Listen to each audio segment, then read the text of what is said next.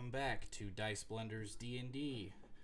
I will be your DM, Mike Gramer, also known as Moriarty, and I will be playing Dungeons & Dragons 5th edition with a few friends, and we're going to see how bad we can mess things up in the next few hours. So, without wasting any time, these will be going up on YouTube. I just have to go and do the last session's video editing and everything else. But they will eventually be going up on YouTube in episodic order. But let's go ahead and say hello to the players. There we go. All right, first we have Zach. Say hi, Zach. Hello. We have Austin. Howdy. TJ. Hello. John. Howdy. And Sean, our band of adventurers. Sean, say hi. Hello. When we left off, the party was traveling on a caravan to the capital city. And the caravan was attacked. During this attack, all of the tents and goods were destroyed, and the party had to make their way on foot. After an attempt to navigate through the forest to make it to the most nearby town of Teltin, Griz, the knight of the House of Yuz, lizard folk, monk, managed to get them quite lost and turned around, catching them back on the road which they had originally traveled. After a few quips between Azriel and Griz, the party decided that they should just stick to the road. After a fair bit of traveling, they happened upon a strange individual kneeling over what looked like a body in the middle of the road. Saruo, attempting to learn more about it, tried to sneak up on this individual and was set upon by a griffin, and that is where we will begin today's session by rolling initiative.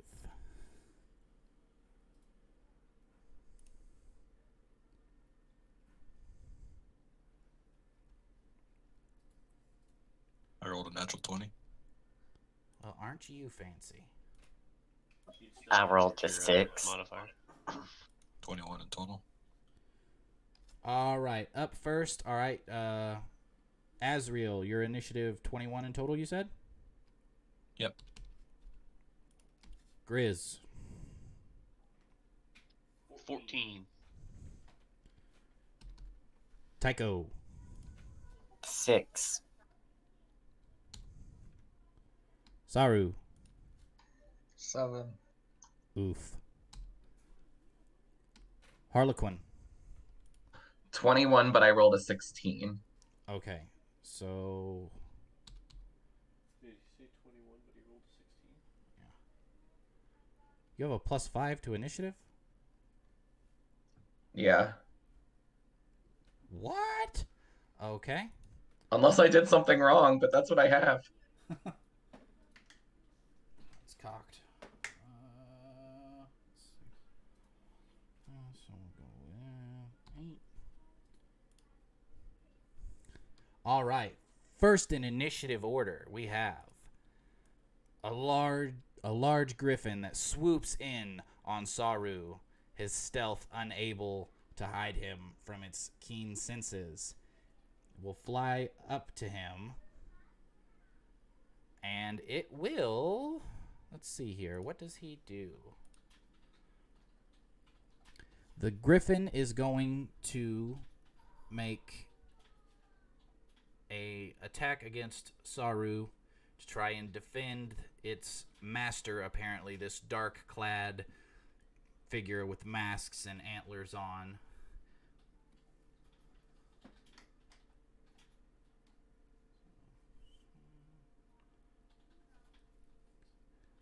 Saruo, does a 13 hit you?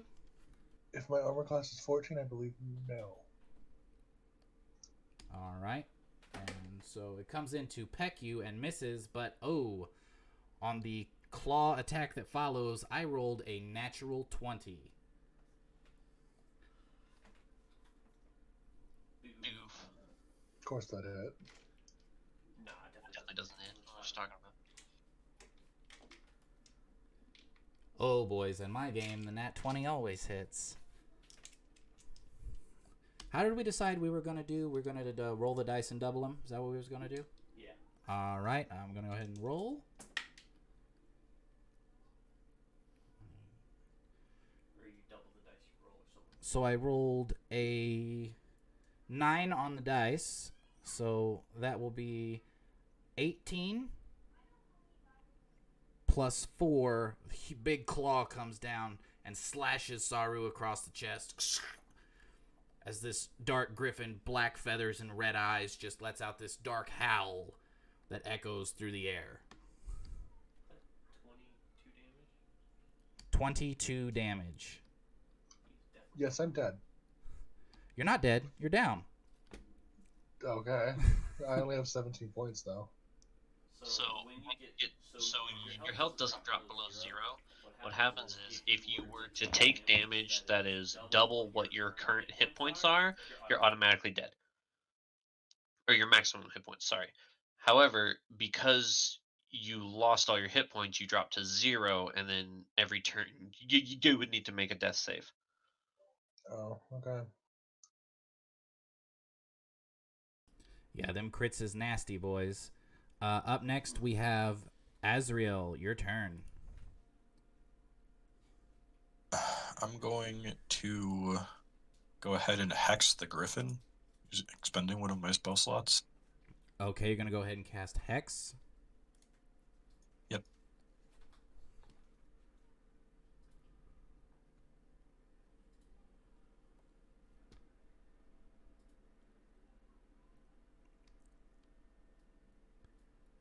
Is You don't that have to make a check or anything, right? what does the Hex ability say?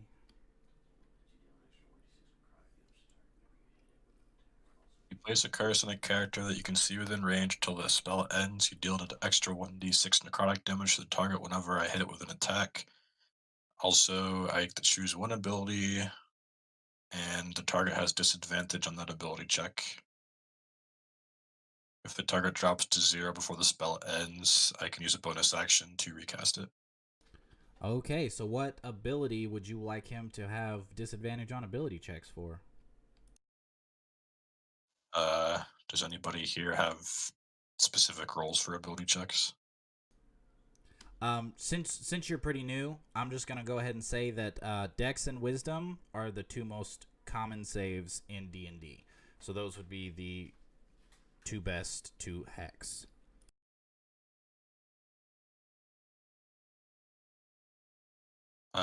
Do my teammates have any specific roles? Because I can't charm it, so Wisdom would probably be good because I have vicious mockery, but I don't know. All right. I'll go ahead and use wisdom on it then. All right, it is hexed, and its wisdom checks have disadvantage. Can I still use Eldritch Blast or no? Is it an action or a bonus action to hex? One bonus action. So you can absolutely cast Eldritch Blast. All right, I'm going to shoot Eldritch Blast at it. I rolled a 26. Definitely hits. Go ahead and roll damage on your Eldritch Blast.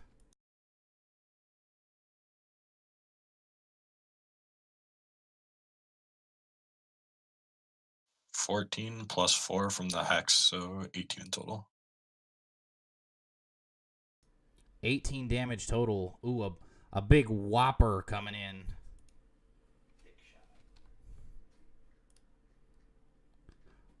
Okay, so your Eldritch Blast shoots out and collides with the side of the griffin, and you hear it just howl as this Eldritch energy burns into its side, but it doesn't bring it down. Harlequin, you are up next. Am I close enough to be able to run over to Saruo? You are about 70 feet away if you'll look at the map. He snuck quite far forward when he was inching up on this strange druid-like person. Then I'm gonna move up as far as I can, like 25 feet closer, and then I'm gonna cast Healing Word on Saruo. Oh, you were 45 feet away, not 70. I don't know where my counting was during that, but yeah, no. You move 25 feet forward and you cast what? Healing word. Okay, go ahead and roll up your healing word. All right, 4 + 3, 7. So, Saru, you feel this healing energy flow through your body. You're still prone on the ground looking up at this black feathered griffin, but you have, you said 7 hit points? If you're asking me, I have 17 max health, so I guess it'll be 7 from what he did. Yeah, whatever he healed you, that's how many hit points you have. So Okay. you are awake, but you are still prone. Harlequin, if that's all for your turn, we can go to Griz. Are you still with Wait. us? Oh, I can still attack though because that's a bonus action. If it is a bonus action, then you can use a cantrip spell. You can't use 2 spell slots in one turn, but if you have a cantrip that you can attack with, then you can absolutely use that. Okay, yeah, I'll use Vicious Mockery on the Griffin. On the bottom of Vicious Mockery, does it say the creature has to have an intelligence of 4? No, it says they just need to be able to hear me, and they don't need to understand me, and it doesn't say anything about intelligence. Okay, awesome. Some spells do. I just had to double check, but I will go ahead and roll a Wisdom save. What is your spell save DC? 13.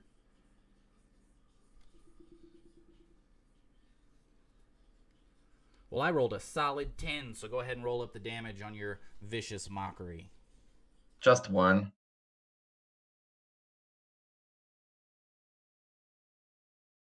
One damage, but every little helps. Makes his next attack roll disadvantage too, right? I don't believe Vicious Mockery does that, but...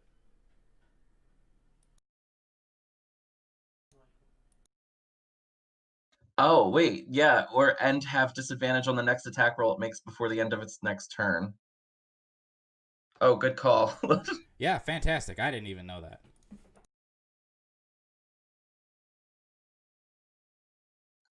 Good, fuck him up.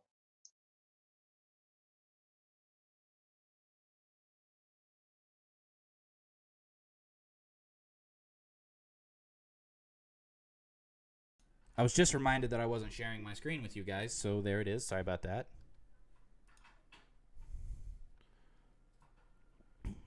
After Harlequin, we have Griz. Alrighty. I am going to move 40 feet towards the griffin. 15, 20, 25, 30, 35, 40. 40 feet will put you about right there towards the griffin. You're about 10 feet away from it.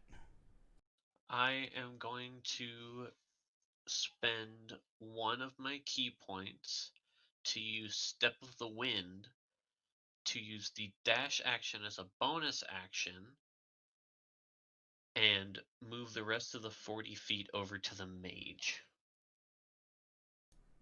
Okay, so you're going to use Step of the Wind, expending that key point, and 20. So 20 feet will get you right there, and that's within striking distance of this cloaked mask figure. I will definitely use an unarmed strike. Okay, go ahead and make your attack roll. 18. 18 definitely hits. 6 damage. All right, so you come up and you just bring this big scaled fist, bam, big punch to this guy's rib as he turns around and looks at you. 6 damage, you said? Yes. All right, he seems to be taken aback. He's quite surprised you came after him and not this large griffin. After Griz, we have Sarana, the young girl that you brought with you from the camp, the only other survivor. And she is going to...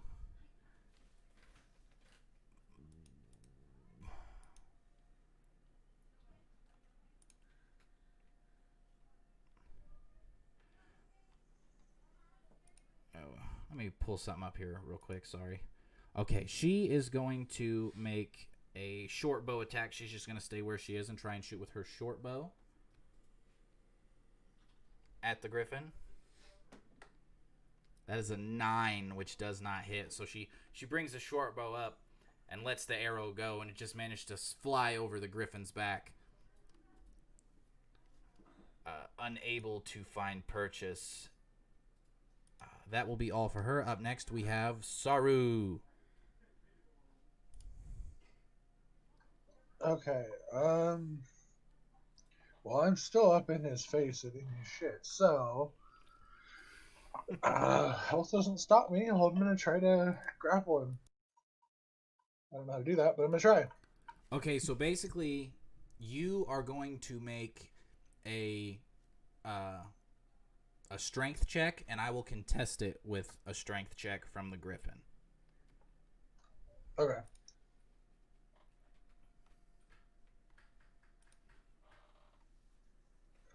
I got an 18. He got a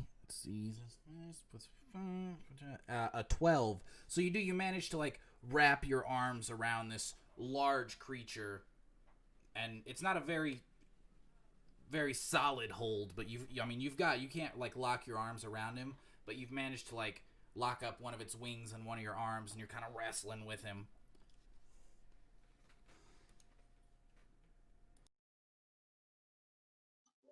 Alright, and then from there, since I'm assuming the grappling isn't doing damage yet, can I do an unarmed... actually, can I do a flurry of blows as a bonus action? I'm pretty sure... You have to take the attack action to do that. Do you? Yep. Flurry of blows. After you take the attack action on your turn, you can spend 1 key point Oh, to okay, attack okay. twice. Can I do the unarmed strike then? Yes. Use your bonus action to unarmed strike, kind of like give it a knee to the gut as you've kind of got it in this kind of front headlock, wing lock thing. Yep.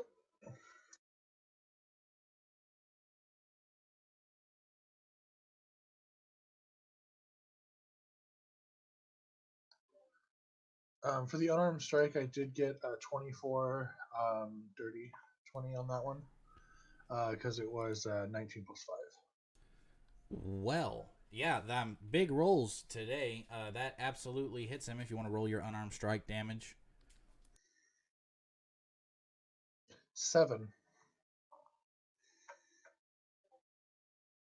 So 7 damage. You feel as you've got him wrapped up, you bring the knee up into his gut. You kind of feel almost like his light bones kind of crunch behind the force of your knee, and he kind of howls a little bit. Doesn't seem like he's going to go down, but you're definitely making him angry. Good, I'm already angry. Tiako, we got you up next. I want to move next to Harlequin if I can, and I want to turn my sorcery points into an extra spell slot.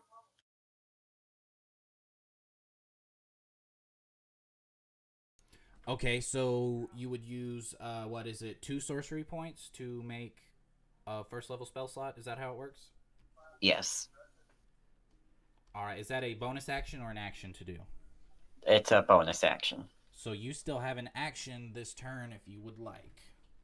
I want to cast, I think it's called a Chromatic Orb on the Griffin. Yes, a chromatic orb. It's a ranged spell attack, and you get to pick the type of damage it does. I want it to be fire. Okay, so you begin spinning this orb in your hand as it takes on this fiery shape. Go ahead and make a ranged spell attack roll towards... while you're attacking the griffin or the strange cloaked figure? The Griffin. Okay, go ahead and make a ranged spell attack against the griffin. I rolled a 21. Yeah, that hits. And it did 11 damage. As this ball of fire collides with the side of the griffin, some of its feathers kind of go up in flames. This big puff of smoke and it howls, and you can tell that it's starting to hurt now. You guys seem to be giving it the business. Up next, we have this hooded and cloaked figure that Tiako ran up to.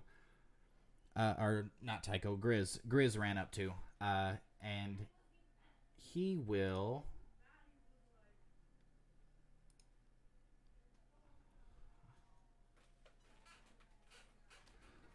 Griz, why don't you go ahead and make a Constitution saving throw? We're weak.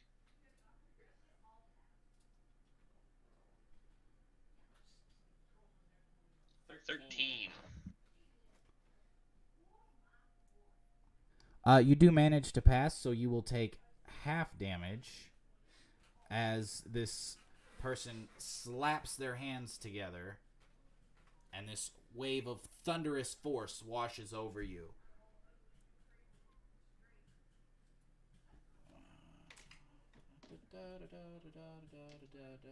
D8s.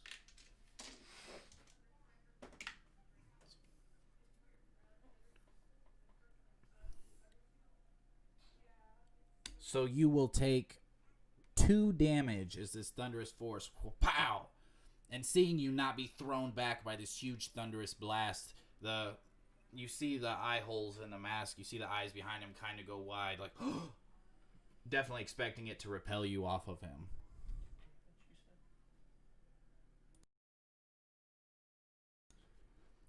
And and it is going to probably risk an attack of opportunity to run away from you. So it will move 5, 10, 15, 20, 25, 30 feet, try to hide behind this little bush over here, but you want to go ahead and make an attack of opportunity if you would like to use your reaction. I would like to. 11 to hit.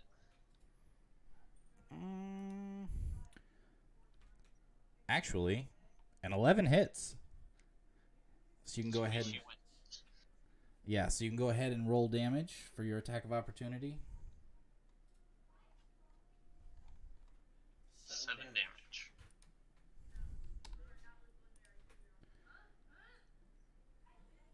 Yeah, so as he's running away, you kind of swipe your claw across his back, just boom! As he kind of stumbles forward. He keeps running, trying to get away from you, but you do manage to land a solid hit on him as he tries to flee. And we are back to the top with the Griffin, who is going to make a strength check to get out of the grapple.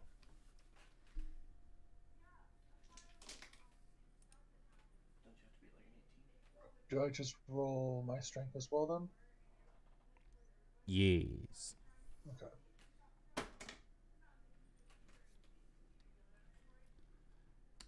Well, I got a 9. I got a nat 20 plus 1, I think? What? It's 20 plus 1, so 21. Yes, so a 21 beats my 9.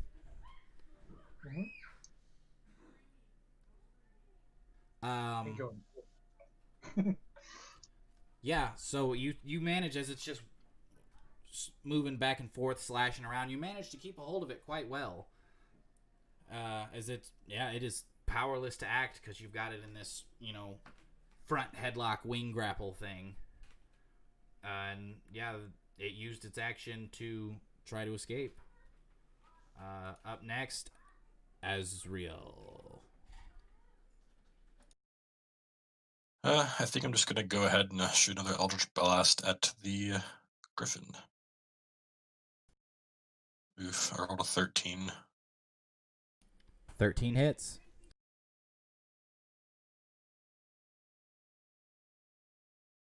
Eight damage plus Hex will be 6 plus 8. So 14. Yes, 14 damage to the Griffin. As this Eldritch Blast connects in with it, you hear another whelp and scream of pain, and you can tell that at this point it's hurting. Huge chunks of its feathers have been blown off. Part of it's smoldering. One of its wings almost looks broken from Saru's grapple as he's holding it in place. You guys should have had advantage on that attack, I believe, because it's grappled. But you hit, so... I can roll again and see if it's a 20. Yeah, if you want, go ahead. It's not a 20. All right, so Azriel, you got anything else you want to do on your turn? No, I think that's it. Or actually, can I go ahead and yell at the guy running from Griz? Gonna yell at him and say, "What are you doing over a dead body? You better answer quick before we kill this griffin of yours." Whoever this is does not respond. Harlequin, you're up.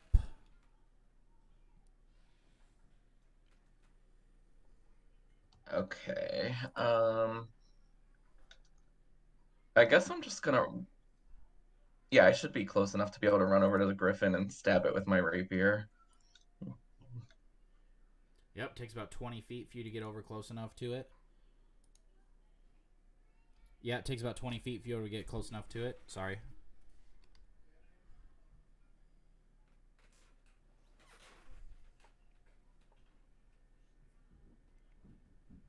Oh, I missed. I got an 8.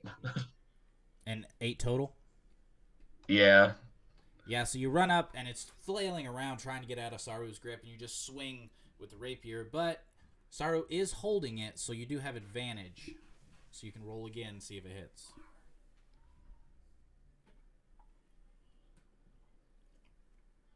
Oh, I got a 10.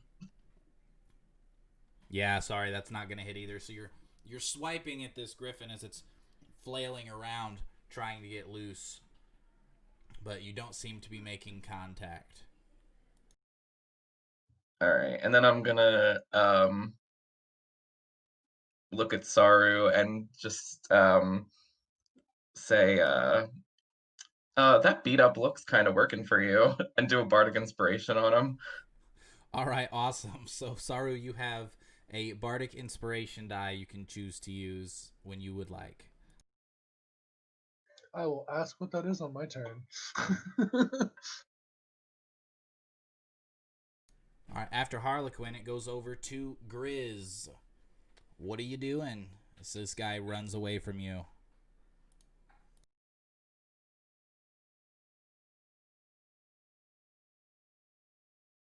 I will yell at him, "No one outruns me," and chase after him.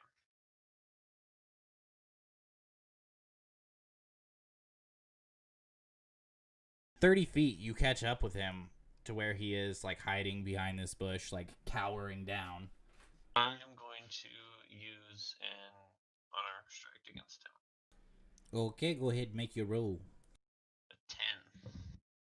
A 10 does not hit as you come in and you swing, but he kind of just still cowers behind these bushes.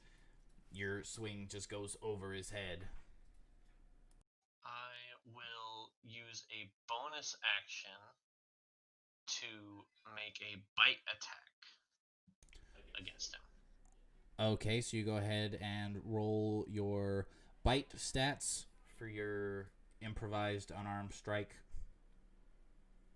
11. Just enough to hit.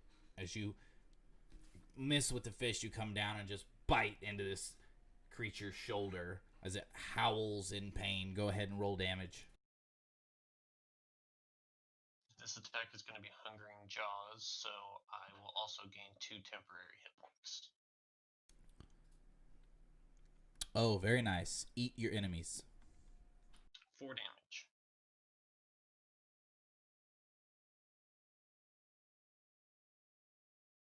So as he howls out in pain, you feel the blood into your mouth. Gives you a new sense of vigor as you gain 2 temporary hit points. And he's now bleeding from his shoulder, and he's screaming, but he is not dead.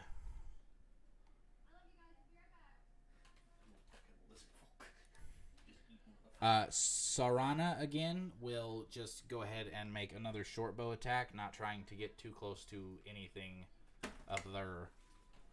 And that is 15 plus. So, yeah, let's say 19. So that definitely hits the griffin. So go ahead and do for whopping, gigantic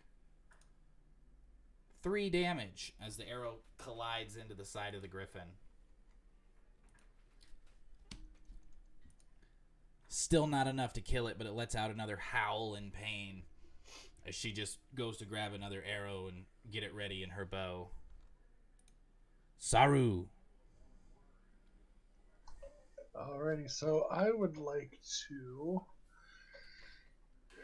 using my tail and my Staff of the Gilded Sun, do a weapon strike, my quarterstaff, against the griffin. You would like to do what now?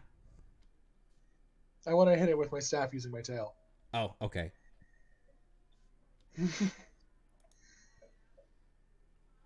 So I'll roll hit. So that's an 18. An 18 hits. Yes. And I don't know which of these two to use. Do I use the 1d6 plus 3 or the 1d8 plus 3? You would use the both- 1d6 because using Okay. your tail wouldn't be the same as using your 2 hands to swing the staff. Even though Okay. your tail is like another appendage to you, it's still not as fine-tuned as your hands. For sure. I think normally that's supposed to be a two-handed weapon, so that makes sense. It's a versatile weapon. It can be held with 1 or 2 hand. That's the difference Oh, between okay. 6 and the 1d8. Oh, okay. That's making more sense now. Okay, then I will do that, but I will... Okay, so that's a 9, but I also... Is this where I can add that die or whatever? You cannot use Bardic Inspirations for attack rolls, I do not believe. Okay. No worries then. That was a 9 for damage. So 18 to hit and 9 for damage. Oh, yeah, no, on damage rolls, no, you can't use Bardic Inspirations, and I'm fairly sure that you can't. But you say you did 9 damage? Yes. Yeah, he could use it for the attack roll, but not the damage. Okay, and I didn't need it for that attack roll, so I'm... So as your tail grabs your staff off the back, it kind of wraps around it, and you fling it around you. The end of the staff kind of collides with the griffin's rib cage, where you seem to have already broken some bones or had been hit with one of the Eldritch blasts. And when the staff hits it, you just hear another loud crack. And as the staff seems to go into the rib cage, and the griffin just goes limp in your grapple. And you can release it as it falls to the ground dead. So that was your attack action. Would you like to do anything else on your turn? Am I even close enough to hit him with an unarmed strike, or is he far away? The spellcaster guy? Yeah. Yeah, he's quite far away from you. Yeah, I don't think 40 feet's gonna get me there, is it? No, it's not. Okay, well, I don't really have any other restorative things or anything, so I guess I'm done. All right, if you quit there, then it is Tycho's turn. I want to try to move closer to the weird wizard guy. The weird wizard guy, you say. Would you like to use all your movement to just get as close as you can? Yes.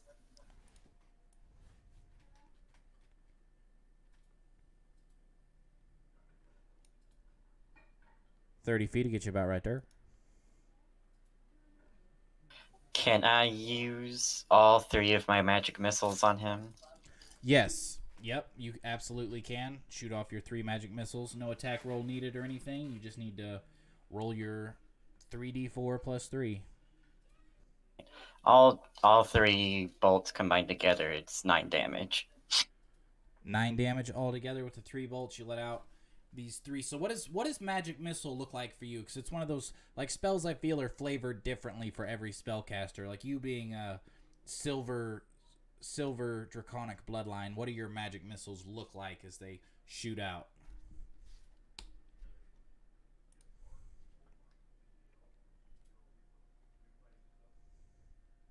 Can they be like little silver-colored spears? Yes, they absolutely can.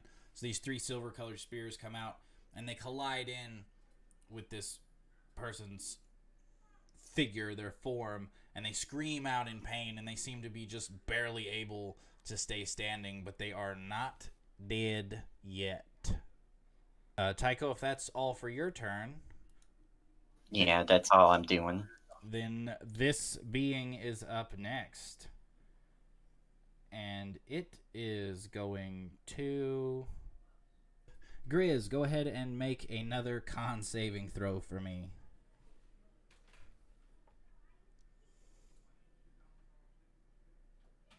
That is a 5 this time.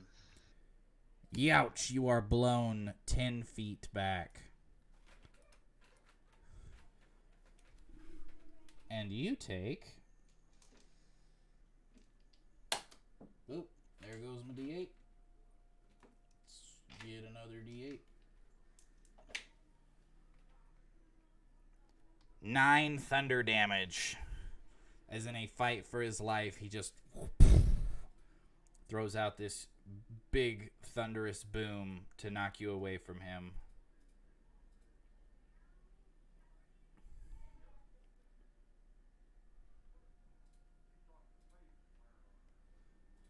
And then he will...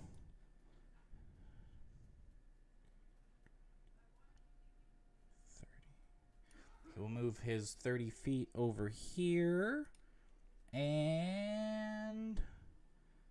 Let's see here. Bonus actions, bonus actions, bonus actions. Yes. He will... His little... staff walking stick that he's had under his cloak, he pulls out and imbues it with this magical energy as you see thorny knots form all around it as he just stands there hunched over, bleeding, waiting for someone to come close to him.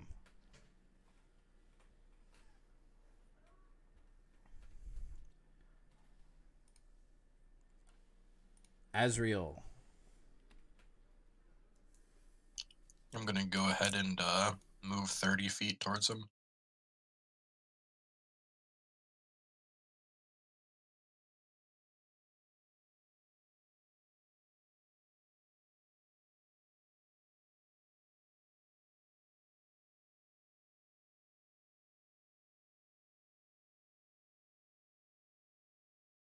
Sure, that's fine.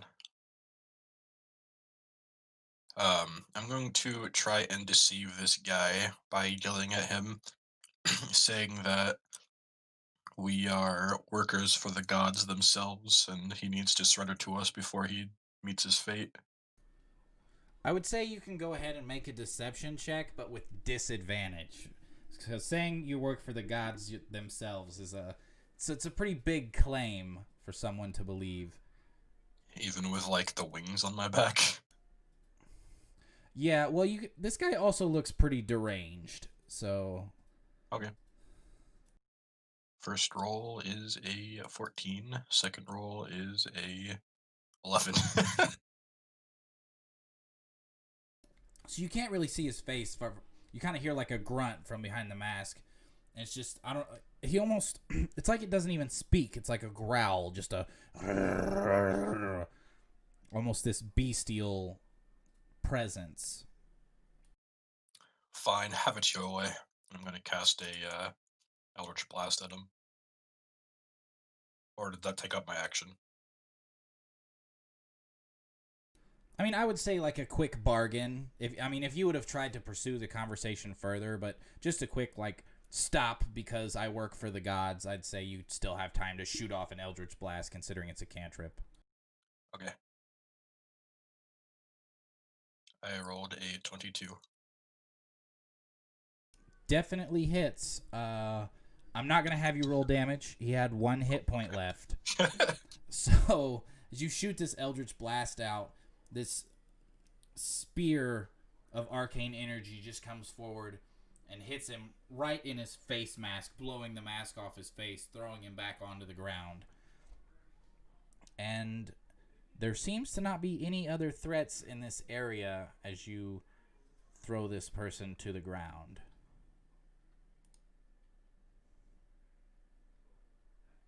I would like to loot the bodies. Okay. So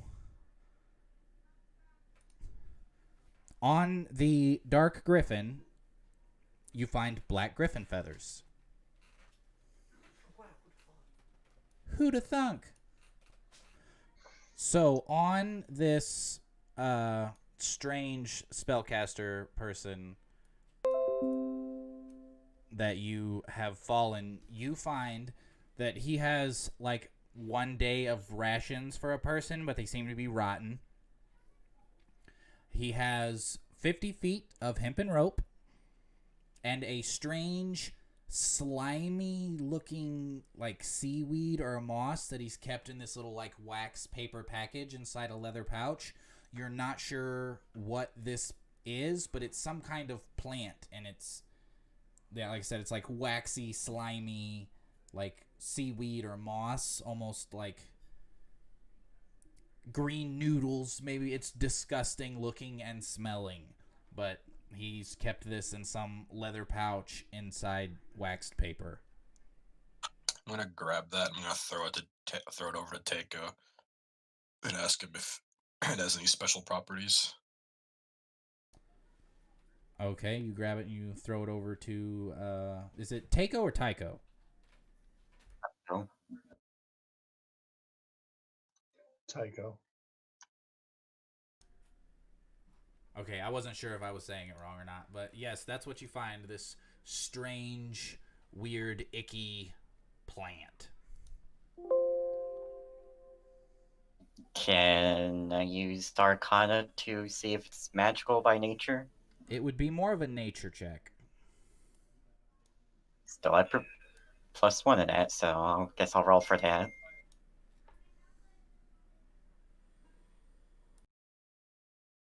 I got an 8. Yeah, with an 8, I mean, it's definitely like a sea plant, or even like as you like open it a bit, you like smell the inside of the package. You're examining this. You're not really sure where it's from, but it smells like the ocean. It's definitely like some kind of saltwater plant.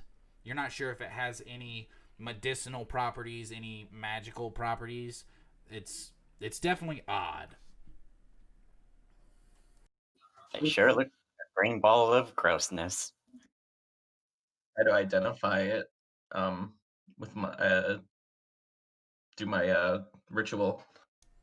If you would like to take some time and cast Identify as a ritual, you may go ahead. All right, give it here, and then I do the ritual and check it out. While he's casting the ritual, I will head over to the griffin and take out a chunk of it, start eating it. Oh, yeah, because you eat your meat raw, don't you? Yeah. So, yeah, Griz kind of walks over to the griffin and just kind of like pulls like a leg off. You just kind of like take your knife and cut a leg, or Anything I can grab easily, yeah. While they're all focused on that, I'm gonna go investigate the body the guy was standing over and see if there's any loot on him as well. Ah, yes. So you don't you find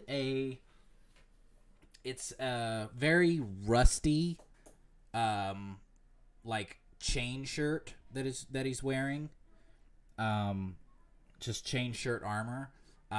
You see a very rusty dagger. As far as equipment that he has, that's about it. Anything else seemed to have been taken. What you do see is strange, like maybe arcana or a strange form of druidic symbols. You've never really seen these magical symbols before, I can tell you that. Written, they're like drawn in blood on like its forehead and his cheeks, like very strange. Like they resemble some arcana and maybe some druidic symbols, but it's very, very different. That's been drawn in blood on this guy. Can I roll an investigation check or something to see if I can like figure out his like heritage or something to see if I can tell where he's from? Well, you can tell pretty easily without a roll that he's human, but being human doesn't necessarily mean you're from, this realm of Telea. But you can make a roll if you like. Yeah, do an investigation check, see if you can find anything that would give away, like, a region he could be from.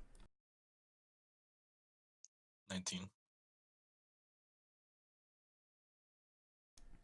Yeah, I'd say with a 19, you see, like, the color of his clothes are kind of, like, very, like, mute, kind of, like, earthy colors, like nothing flamboyant or standoutish. He's probably from one of the small towns in the realm of Favale, where you guys are now. He's probably from somewhere around here. He just looks like maybe a mercenary or, a hired soldier that was on the road for one thing or another and just happened to fall victim to, well, God knows what. You can't really tell what killed him. You can't see any huge gashes or wounds, stabs, burnings.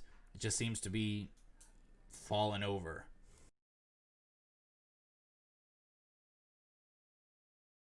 Can I tell Harlequin to cast detect magic on him to see if he was killed by magic after he's done with the other thing? You absolutely can ask him. Harlequin, we're gonna need you to cast detect magic on this man's body to see if he was killed by magic as well after you're done.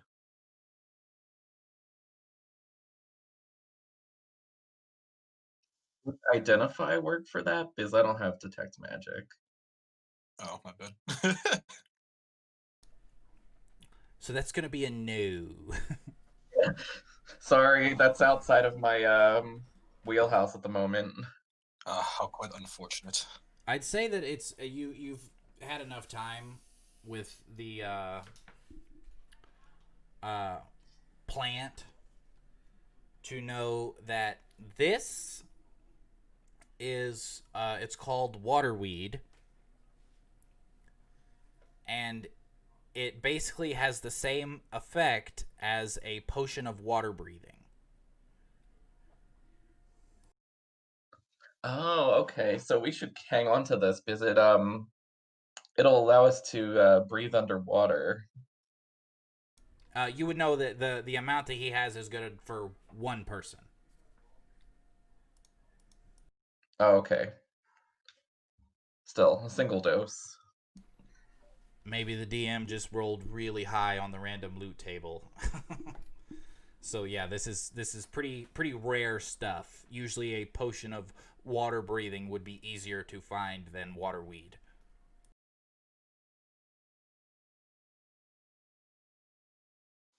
Make sure to keep that for our journey.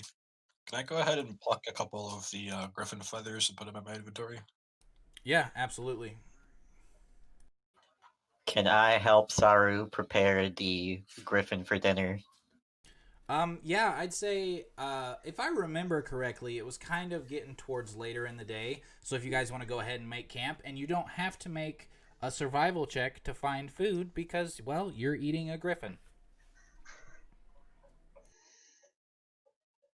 Eating good tonight. Yep, and during that whole thing, I would just be preparing the griffin into various cuts and portions. I don't know how that'll come out in actual meat obtained, but Go ahead and make me. Go ahead. You know what? Go ahead and make me a survival roll to see how well you can prepare a wild animal. Okay. Are you proficient in cooking tools? I should be. If you're proficient in cooking tools, then you will add your proficiency bonus to the roll. So it'd be survival. Are you already proficient in survival? I have a +1, but I'm not proficient. Okay, so you would add your proficiency bonus to it. Where is that? Because I should have been proficient in cooked utensils, but I think something glitched when I made the profile, so I had to re-add them to my sheet. Should be Where above would your initiative. proficiency +2 bonus. Yep, that's your proficiency Okay. bonus. So I do the survival check, and then add 2 to that. Yes. Okay, so I got 12 on the actual survival check, then +2, so 14. Yeah, I'd say with a 14, I mean, like, griffins aren't, like, super weird magical creatures. They're just, bird and cat, basically, mixed. Mm-hmm. So, I mean, it's pretty easy that once you skin it, you can see, like, oh, yes, well, this is this, and this is this, and you manage to actually cut out a decent amount of meat without wasting very much. Of course, there are some lost in the cuts, but you do manage to hold on. And considering this is a large creature, if you were to prepare this meat, then it would probably give each of you a couple days of rations to live off of. Now, is this including any of the unsavory bits that like a human like myself wouldn't like, but Griz would like? Oh yeah, like heart, liver, lungs. Griz is Yep. Yeah, Griz can literally pack that. I mean, if you did. if you guys had salt, he could probably salt it, but I mean, until it goes bad, until it rots, he'll eat it raw. That's pretty much the biggest benefit of being lizard folk, is they can just eat their kills. I'm going to cast prestidigitation on everybody's food to make it very flavorful. Is that one of the Excuse effects? You don't trust my cooking that you have to enhance its flavor. All right. You want to roll for flavor? We can go for roll for flavor. And yes, it says. Let me find it.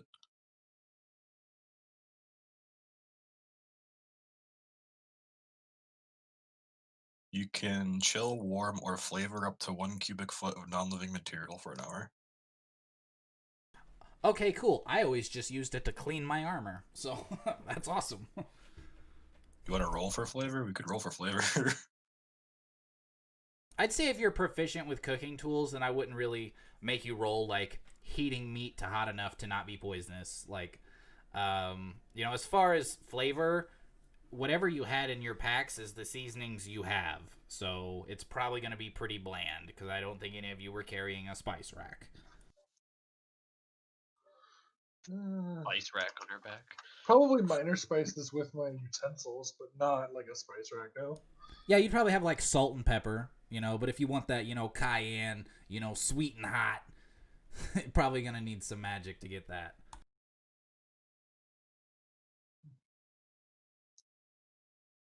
Okay, I cast prestidigitation on at least my food, and I offer it for anybody else. That's fair. I'd say that's fair. Yeah. You get to share your buffalo wings with everyone else. I like to eat in style, so I'll take some, please.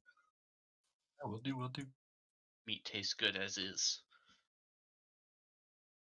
Meanwhile, Griz is just sitting there eating the fucking heart. Yeah, Griz is like gnawing on, like, what do you grab first? Do you grab like the heart, or would you grab like the liver? Like, is it a symbolism or is it a nutrients thing? Definitely a nutrients. So you're like eating like the liver and stuff like that. Yeah, what would give me the most nutrients?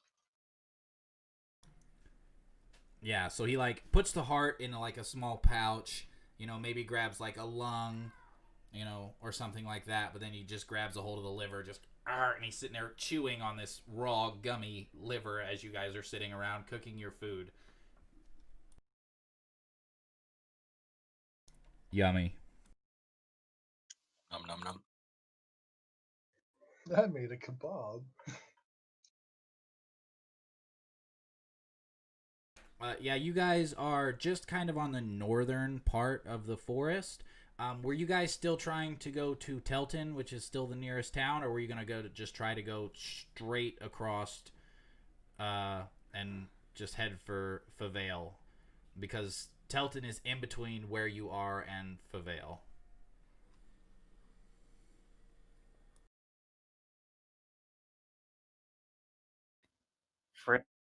Pretty sure last time we were trying to go through the forest to get to the town faster.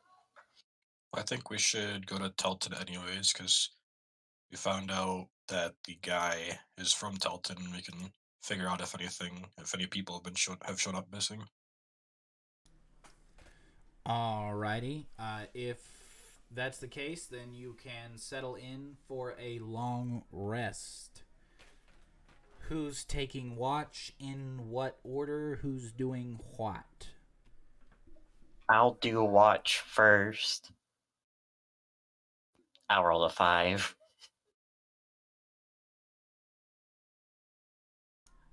A 5, you say?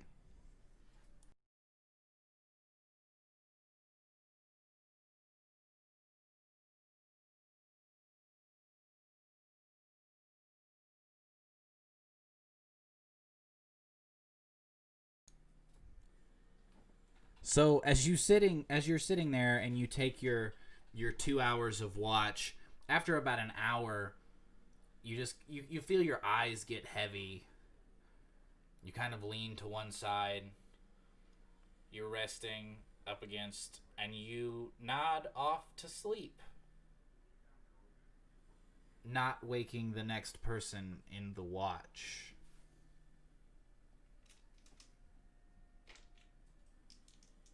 You know, it'd be like that sometimes. Unfortunate. So, as the sun's rising over the horizon, you guys begin to stir, and you see everyone laying about, and it seems that no one's been on watch. That's strange. Did any of you have anything shiny out? Just my scythe like usual. It's still there. I don't really have anything shiny except for that weird moss ball. The only shiny things I would have would be the tip of my actual tail and the prayer bead necklace worn around the neck, but I do not take that off. Yeah, so I'd say that nothing was taken during the night, but the carcass of the griffin, if it was anywhere near your sleeping area, whatever was not taken and prepared was eaten during the night by something. You're not sure. Whatever it was, I guess it must have ate what was left on the body and felt the need not to attack you. But yeah, whatever was not secured is gone. As my character wakes up, she's gonna notice that, but she's just gonna think Griz woke up and had a late night snack. Which, I mean, is a pretty fair assumption. But yeah, no, you definitely got lucky that a night with no watch went uneventfully. Quick question: how many rations do we each get from that preparation? Like I said, it would be about 2 each. So basically 2 each, days of rations. Okay, thank you. An easy way to do a long rest on your character sheet is to hit the long rest above your speed, and that'll automatically give you the benefits of a long rest. So you're at the point now where you're at the northern tip of the forest on the road. You can either continue to follow the road around, which will be a much longer journey, but somewhat safer. But you know, it's this land is known for roaming beasts and bandits. Or you could take the forest edge and just head kind of southwest, and that should take you straight to Teltin. The journey would be much longer on the road. We have no time to waste. Let's follow the forest. Might as well. What else could go wrong? So we're here. I yawn as I walk along, and I'm like, oh, thanks for not waking me up, guys. I could really use that sleep. What? You weren't waking up? No, I'm probably the one that didn't have to get up this time. I wasn't waking up as well. Did anybody else get woken up? Nope. I didn't, but my stuff's still here, so that's all that I'm going matters. to eyeball Tycho. I might have had a little snooze. You're lucky nothing happened to us tonight. Next time, don't let it happen again. So you know if you cut off of the road and take the forest edge, it's about a 3-day travel to the town of Teltin. Since you're pretty much traveling across open grassy plains, some slight hills. Can I cast Mage Armor before we leave? Yes, you can. I can cast it. So, just gonna go ahead and cast it. And that's once per long rest, right? Says at will. It's an Eldritch invocation. Armor of Shadows. You can cast Mage Armor on yourself at will without expending a spell slot. So Okay. that solves it. Yeah, awesome. Cool. Sweet. You know, because I remember last session someone got a pretty good survival check. Taking this route, you know it's still going to take about 3 days to get to Teltin through this wild countryside. You've got the forest to your left. You've got open plains to your right and behind you and in front of you. As you travel, I need to know your travel pace and if anyone is keeping a lookout. Following the forest line is pretty easy. I'm not going to make you make a roll for navigating that. Even still, I'm gonna say, can someone other than the lizard lead? I concur. I feel like I'm being ganged up on. I mean, you did kind of get us lost. Look over at Saruo Telling and you say, again, perfect navigation. look over at Saruo and say, monkeys have a natural sense of navigation. Why don't you take the lead? Taking a swig from my glass bottle that keeps sake in it, I look back and say, I've been drinking occasionally. You sure? Yes, we'll take our chances. All right. So, I just need a perception check, and like I said, I'm not going to make you make a survival check because you're following a wood line. But yeah, go ahead and make a perception check. See if you notice anything around.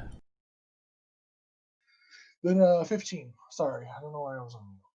Yeah, 15's pretty good. You actually travel throughout the day without any interruption. You don't see many things.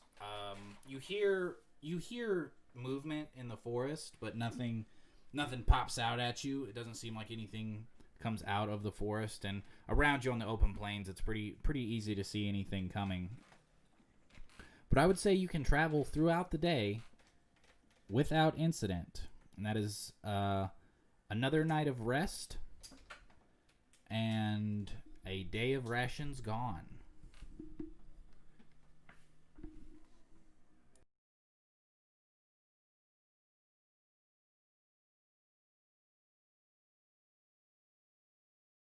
Gotta roll for rest now again, right? Yeah, who's taking the first watch? First watch this time. I'll take it if no one else is. Well, I'll take the first watch because my character is a little upset from Tycho's mishap. It doesn't help that I have -1 to perception.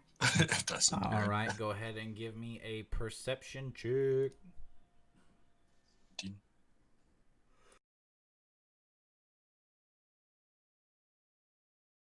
17. Okay, so with a 17, you managed to keep it together. You looking around, keeping track of everything. Nothing seems to nothing odd at all as your 2 hours pass.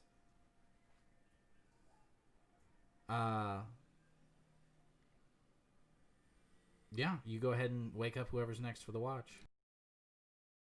I'll go ahead and wake up Saru since he said he would take the first watch. So I'll have him take second. All right.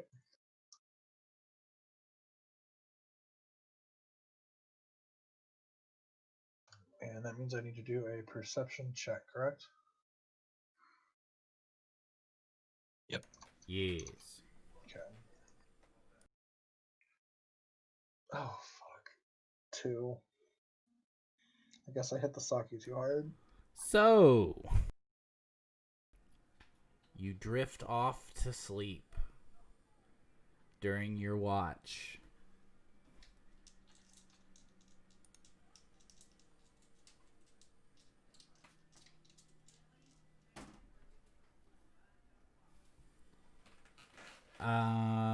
Who would have Griz?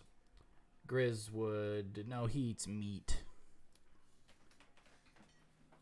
Would anyone have any roots or vegetable goods on them? Any roots for maybe arcana type things, potion making, spell casting? I have a poisoner's kit. Fantastic. What's your AC? With mage armor, it's Dex plus my Since you are asleep, 13 plus my Dex modifier, right, for mage armor? yes, but it has been 8 hours since you cast the spell if you cast it at the beginning of the day, so the mage armor is no longer in effect. Okay, then I am just at 12. Cool. You feel a sharp pain in your side as you are almost picked up and thrown from where you're leaned up against a tree sleeping. I need everyone to roll initiative as 2 giant boars run through your camp.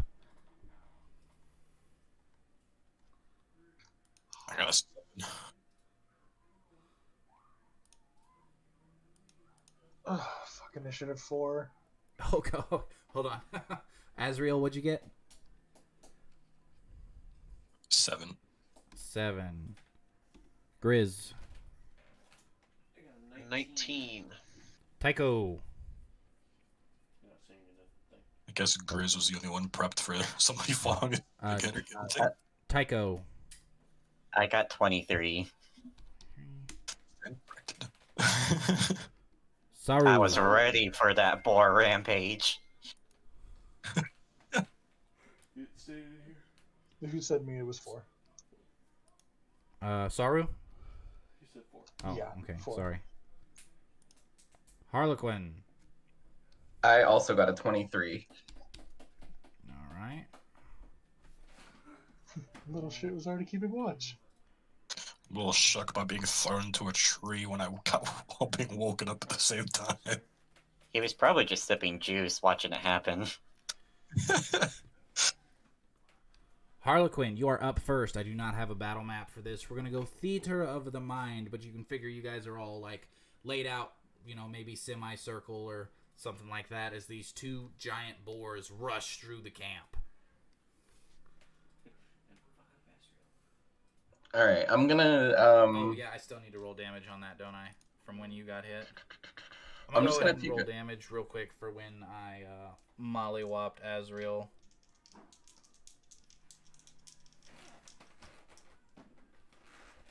You take 8 damage and you are knocked prone as it was a surprise attack.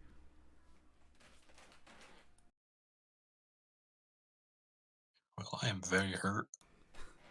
Squishy spellcaster. Harlequin, you're up. All right, I'm gonna attempt to cast a sleep on the 2. Okay, go ahead.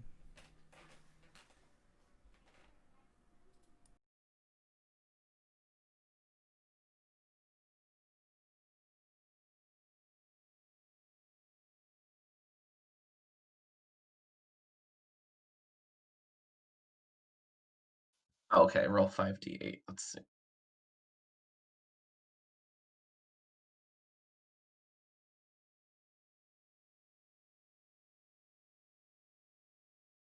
All right, I got 21.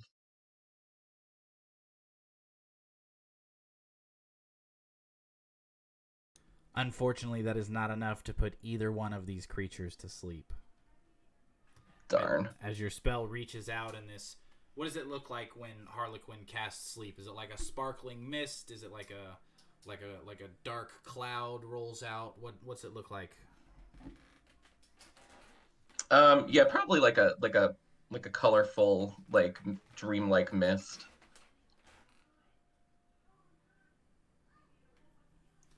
Yeah, as it rolls out and it rolls over these boars, it doesn't seem to affect them. So they just kind of shake their heads and grunt. All right, I'm gonna look at Griz and say that I'll look at Azriel and just say, I don't know, something nice. Something nice. Well, you're still looking good even with that damage. And do bardic inspiration. Okay, so you have this bardic inspiration as Harlequin is trying to keep your chin up even though you just got gored. Down at all the blood on my dress and realize it's actually adding a lot of good color to my dress and just get a slight smile on my face. Tiako, you're up next.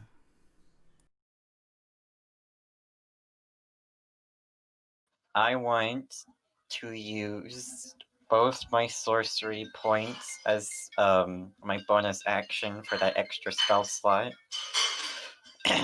And I want to cast a fire charismatic orb on the first boar. Okay, so on board number 1, you throw out this chromatic orb of fire. Go ahead and make a ranged spell attack for me.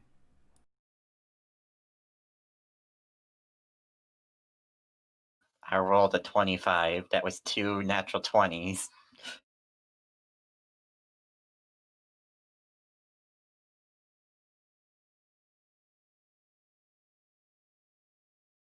Yes, I got natural 20 plus 5.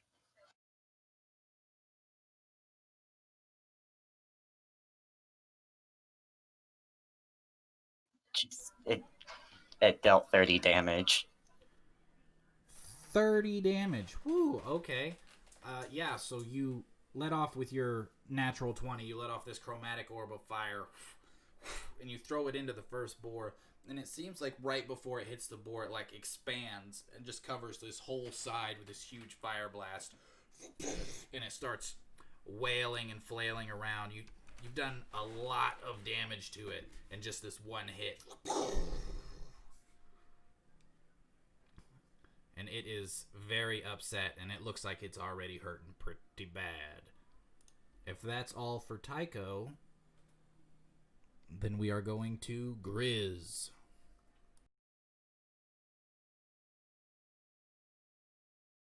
Alright, Griz is very angry. You have woken him. So he is going to go to the second boar and attempt to use an unarmed strike. Okay, go ahead and make an attack roll against boar number 2. That's also a natural 20. Another freaking natural 20? Are you kidding me, guys? This is why I don't use random dice. Man, we're going hot and bad. Yeah, go ahead and roll your damage, big boy. Would you like to use a key point to Flurry of Blows? 14 damage on the first hit. And then I use a key point to do Flurry of Blows to attack twice more. How much damage was it on the first hit? 14.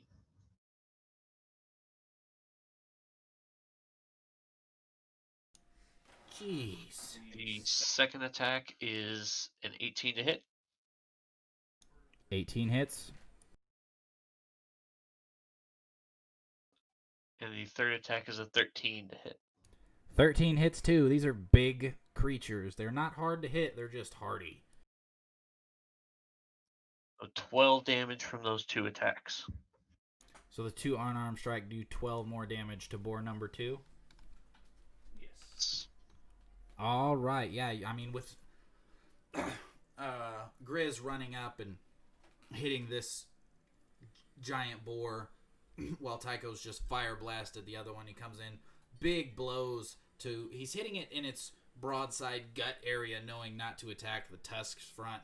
I managed to get some big blows, and under your fist, you kind of feel the bones crack a little bit, and it is now also in a frenzy.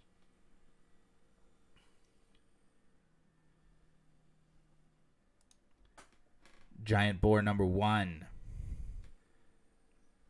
Gathering itself after the fireball. Let's say it's got a 2 intelligence, so it's just going to run at someone randomly. And there are 6 of you, so I am going to roll a d6 to see who it attacks.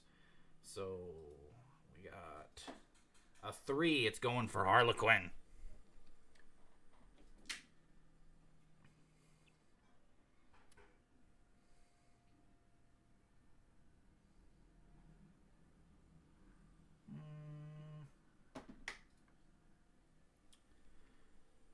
Harlequin, does an 8 hit you?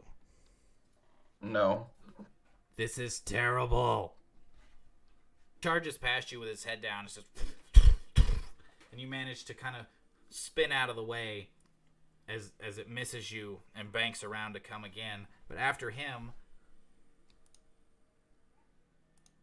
the second boar is also going to run in a random direction at somebody.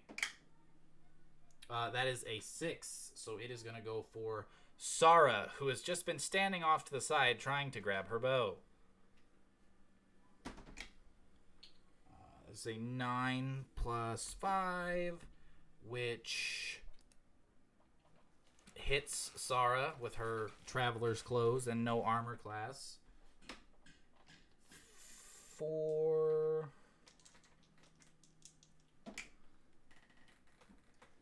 7 points of damage for Saruo as it kind of rolls into her, knocks her to the side.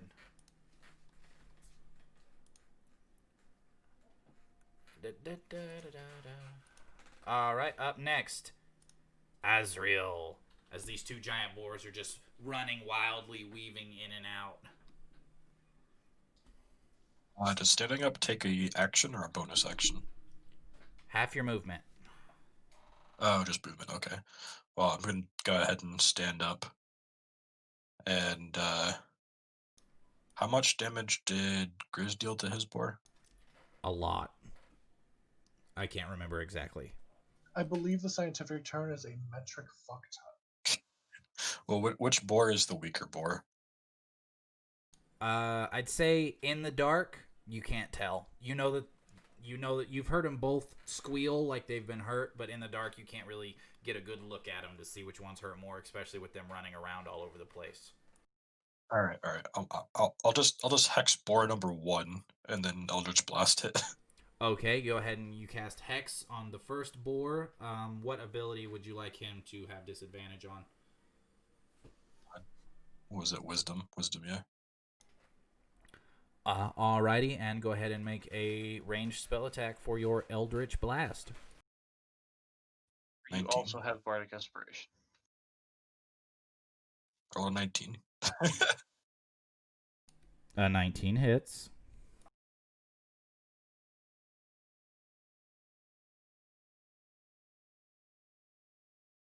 $14 damage. So I have a question for you. Yes. What's it look like when an Eldritch Blast kills a boar? As the Eldritch Blast smashes him into the side, it enters his body, and you can just see the boar's body quickly just decay faster and faster until he's just nothing but bones and mush. That's super gross.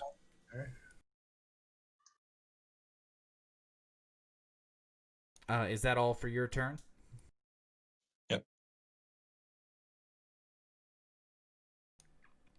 All right, that would be Sarana up next, who, yeah, she also got knocked prone, so she will use half her movement to stand up and try to shoot an arrow at the boar.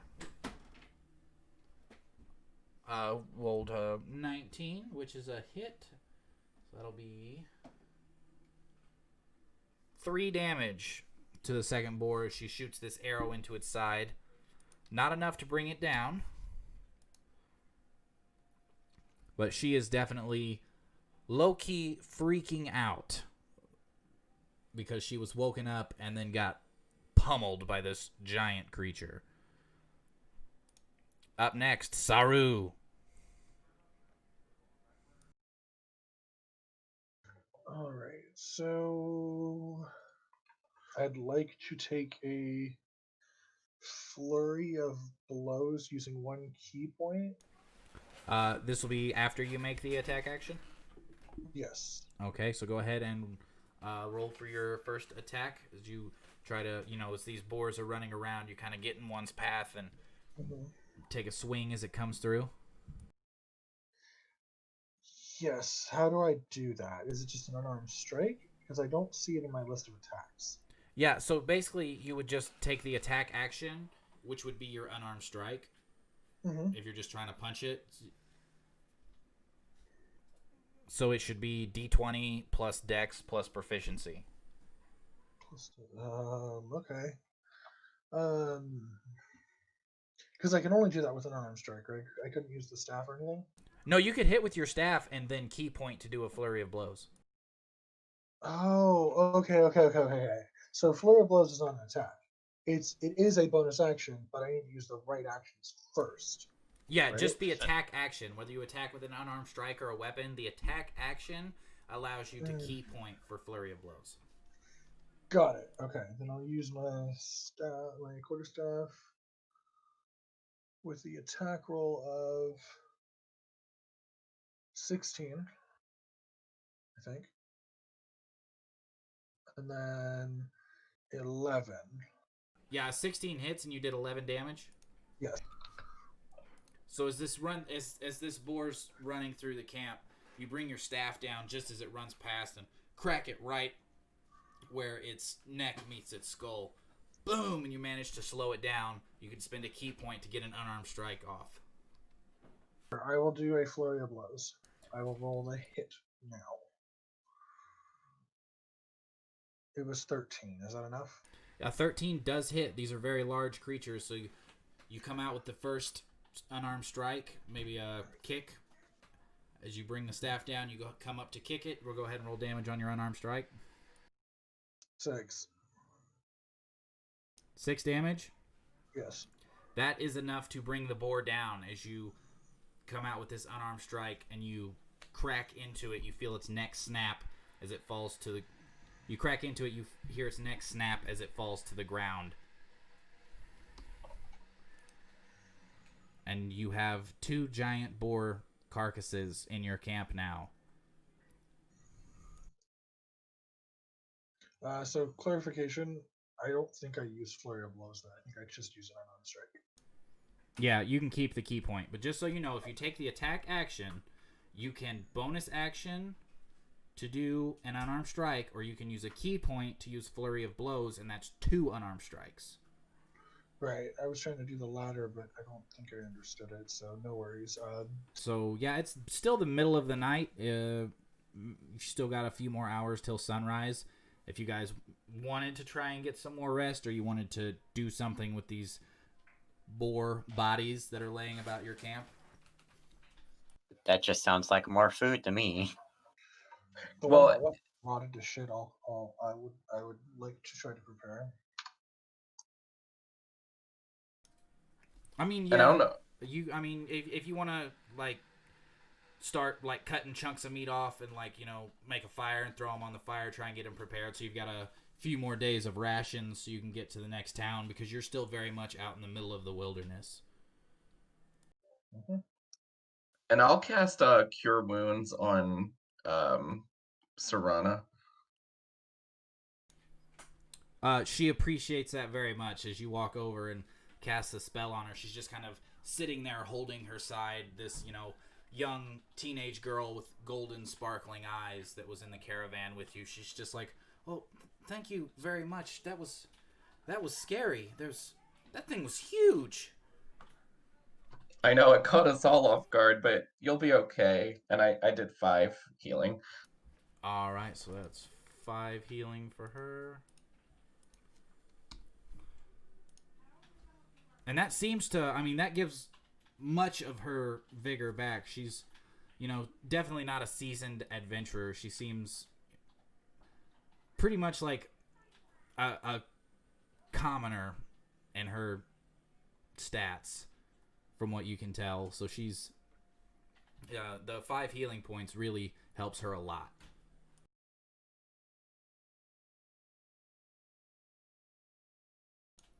Unless there was anything specific you guys would like to do, you can finish your long rest. Get your spell slots back. You could try to set up a watch again once you finish cooking the food and stuff. Yeah, I want to finish the long rest so I can get my spell slots back, but I'm also going to use my last spell slot to also heal Azriel, just in case we get attacked again. Yes, this is very much the wild frontier, and Azriel definitely got whacked. Yeah, I healed 10 for Azriel. Ooh, that full heals me. Thank you.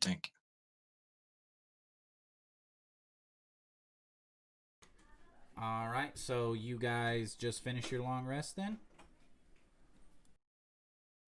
Yeah, and I'll take watch this time. Swear to God, don't fall asleep. You know what I need. You know what I need.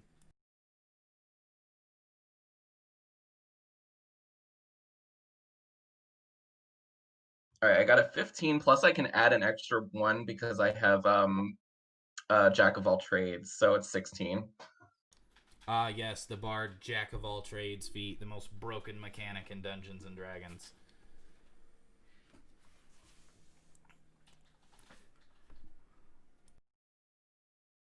So with a 16, considering you've just spent the time preparing this meat and everything, you hear a lot more rustling in the trees. I do have a question. Do you keep the fire going while you're taking watch? Yeah, I would think so, to be able to see and to just like keep warm, have something to do. Yeah, so as you look into the tree line, as you hear this rustling about, you see yellow eyes here and there kind of moving back and forth through the trees. But they don't seem to approach the camp, but they're definitely a lot closer than anything else has gotten as you've been traveling beside the forest.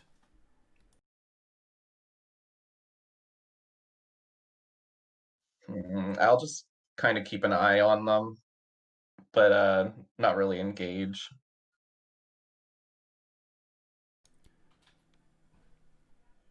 Yeah, I think like seeing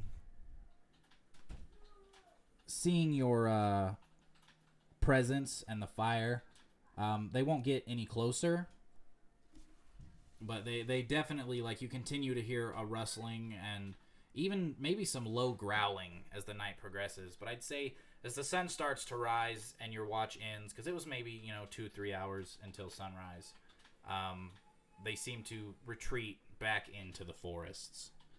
You are so lucky you did not roll a bad perception check.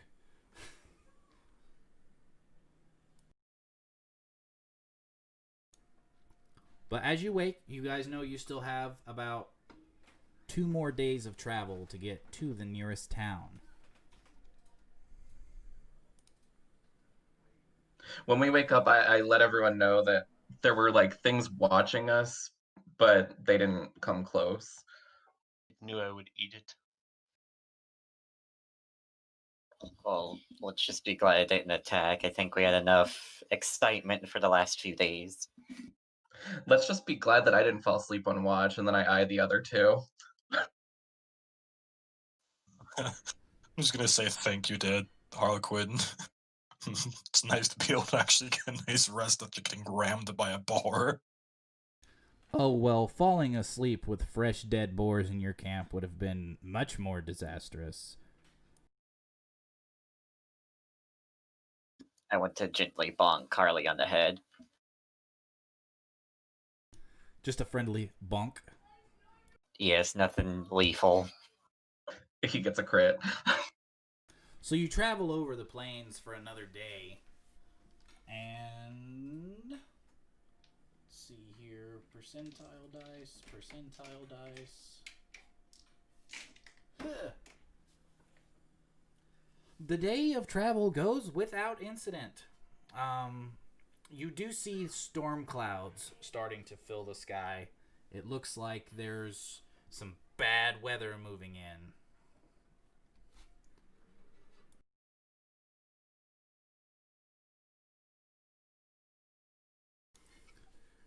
Oh, can nothing go right? We should quicken our pace if we want to outrun that. Do you think if it does start to rain, we could find a cave to take shelter in?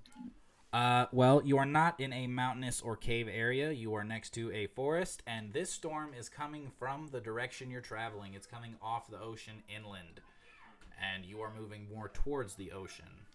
So it is coming right at you. Try to get through this as quick as possible. Agreed. So with prestidigitation, it says I can create a non-magical trinket or illusory image that can fit into my hand. Would I be able to create like an umbrella? Or would that be too big? It would be illusionary, so the rain would just fall right through it. Damn it. The lady must keep up appearances. Just have the umbrella just to look, just to make myself look better. You already got blood all over your dress. I think a little rain's okay. They don't Okay, got well, I time cast for prestidigitation to clean myself. Yeah, prestidigitation is very good for the cleaning of the clothes. But, yeah, you'd say about halfway through the day you see the storm coming. You know it's going to hit. You'll probably meet it about the time you stop and make camp.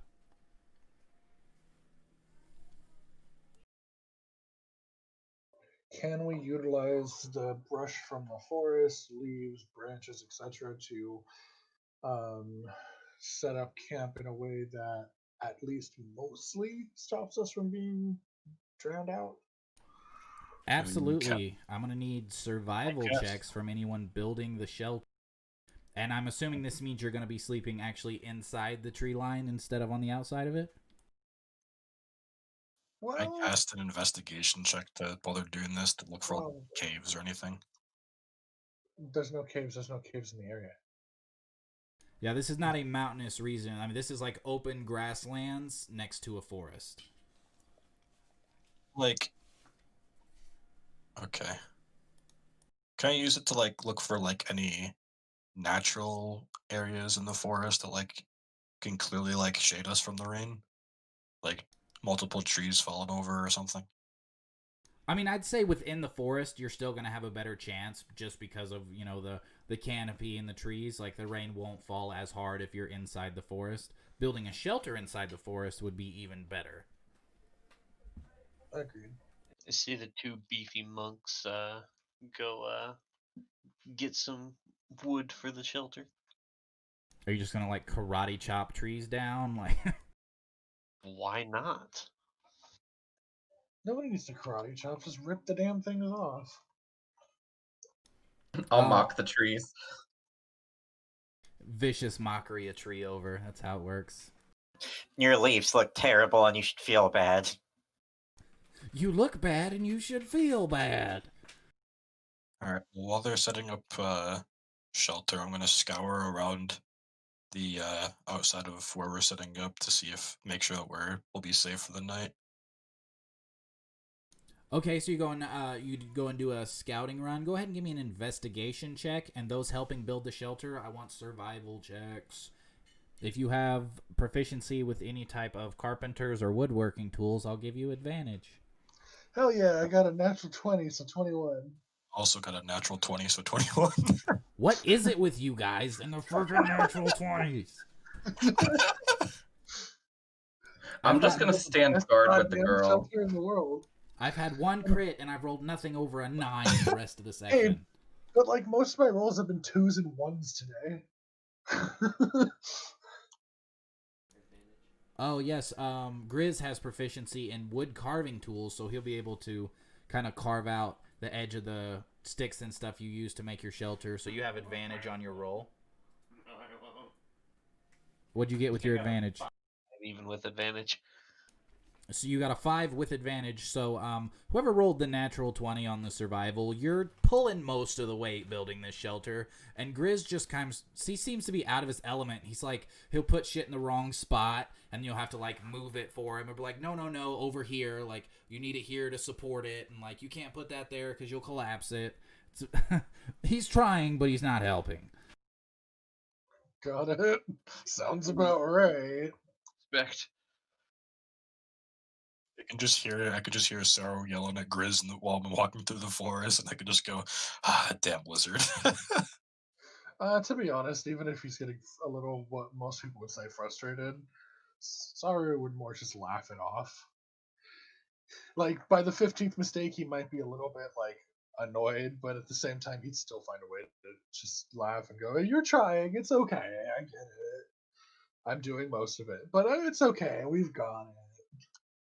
Yeah, it's not quite as disastrous as him trying to navigate through the forest. So, you know, just kind of a pat on the head and a good job, buddy.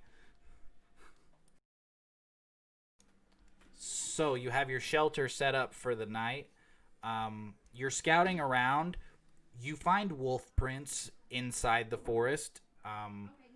There's a pack of wolves that lives somewhere around here, but you're not exactly sure where.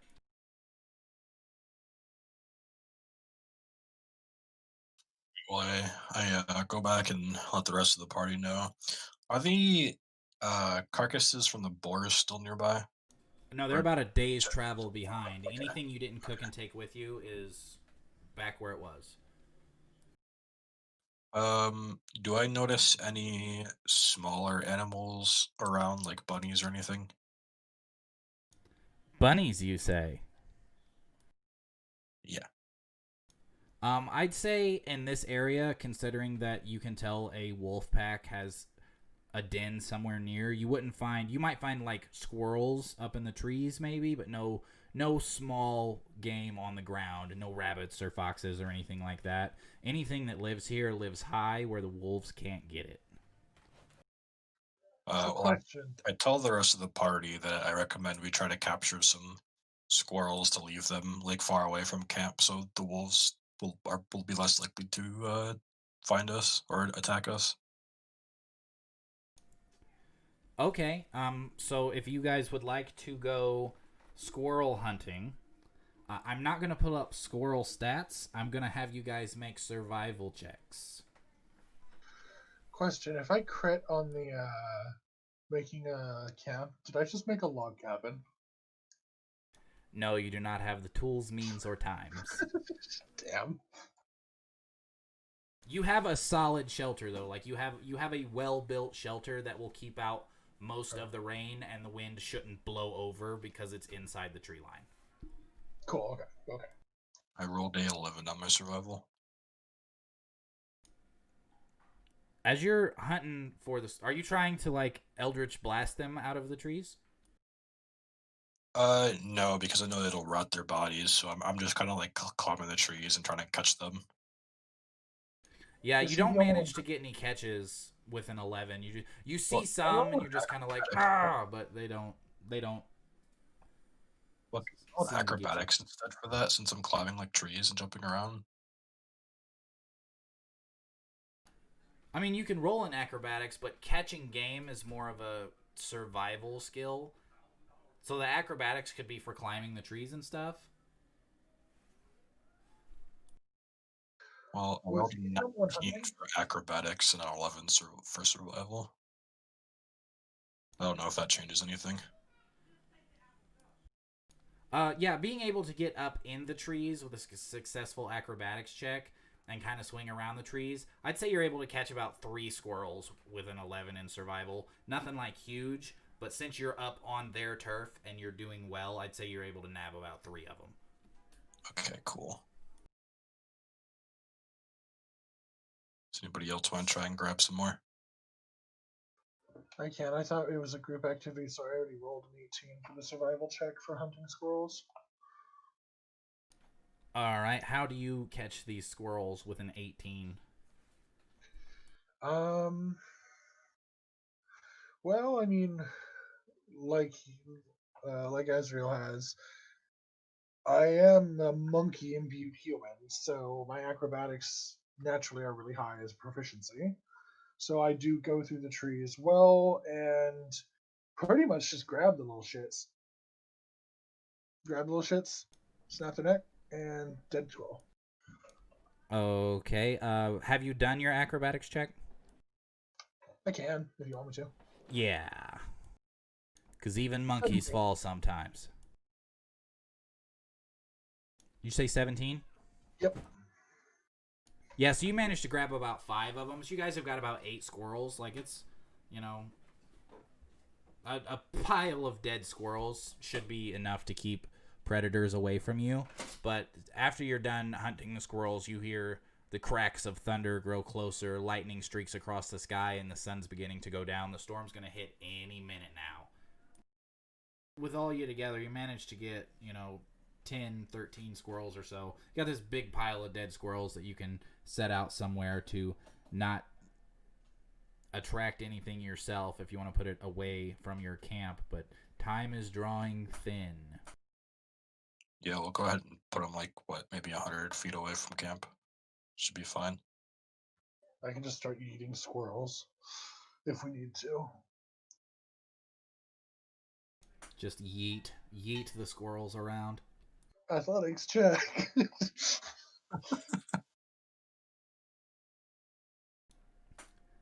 All right, so do you guys run inside the shelter and shelter up for the night? Yep. Yeah. Everybody getting snug and close tonight. I radiate a lot of warmth, so I'm sure it's appreciated. As the storm hits, luckily the forest canopy blocks some of the rain. This well-made shelter blocks more of it. The wind cutting through the trees isn't enough to blow over your shelter. And even though I'm sure all of your hard work gathering food will be appreciated in the morning, no other forest creatures seems to come out during this night. This is a very bad storm, and luckily your very high roll on shelter building, despite Griz's attempts at destroying it. The shelter keeps you guys dry and warm, and this storm's bad enough that even different wolves and predators in the forest are not out in it. But as you wake, as the sun rises, the storm is still raging, and you will probably have to travel in it unless you would like to hold up here until it is done.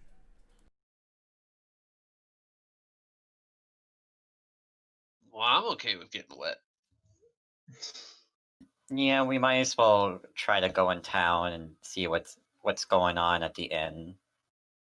The little rain won't hold back the glittering sunshine of the monkey god, and so it shall not hold me back either.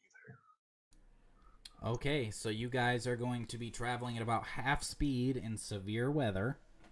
Before we start, though, I want to cast Mage Armor on myself, and I'm going to cast Prestidigitation to warm all of us for the next hour while we're traveling.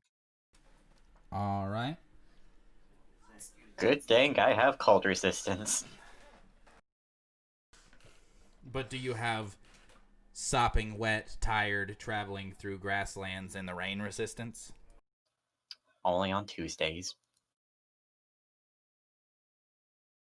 All right, so I'm telling you right now, this is a severe storm, so you will be traveling at half speed. So the day that you are away from the town will take 2 days to travel in this weather.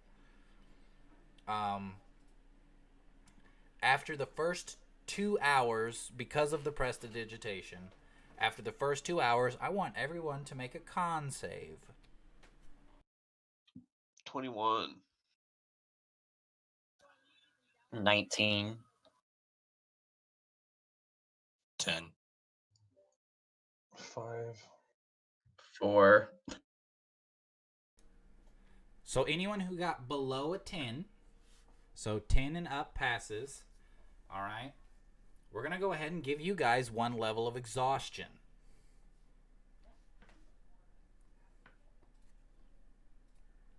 Noticing a few people getting a little bit tired, I'm going to go ahead and recast Prestidigitation to warm us again. Okay, yeah, that definitely makes your next couple hours a little bit easier, but it does not take away the level of exhaustion that people have. So to the right of your armor class, go to conditions, scroll all the way down, and put exhaustion 1.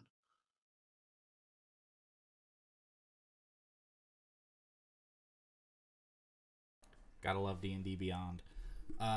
Yeah, I'd say with Azriel making constant attempts to keep the party warm and comfortable with Prestidigitation, I'd say right about midday, you would need to make another Constitution saving throw. And those of you who are already exhausted have disadvantage. I'm sorry. 11. Dirty 20. Did you roll 2? Yes. Did you take the lowest? Wait, what? Sorry, I rolled an 18 plus 2. Yeah, so you have to roll again because you have disadvantage. Oh, okay. And you take whatever the lowest one is. Yes. Yeah, so You've anyone been who... fucking shitting me for. I got 12. Because of Azriel's efforts, the DC again is 10. So if you got a 10 or higher, you are safe. If you got less than a 10, go ahead and up that level of exhaustion. I'm still trying to find where to check this exhaustion thingy. So to the right of your armor class, you'll see defenses, and then to the right of that, you'll see conditions. Just click on that box and scroll down. And when you click on a level of exhaustion, it will show you what that does to you, what the ramifications of exhaustion is. It's actually a pretty nasty mechanic, but it definitely makes sense traveling through a severe storm like this. And I'm just going to keep up Prestidigitation. I rolled a 9. Yep, so that would be another level of exhaustion. If you don't already have 1, it would be 1. If you have 1, it would now be 2. I passed the second roll because I got a 22 and then a 20, so I just took the 20. Yep, so you just have the 1 level still. It doesn't stack. Yep. For rolling twice? No, I had Only to roll if you had twice because I had We disadvantage. don't have Yeah. to, we do.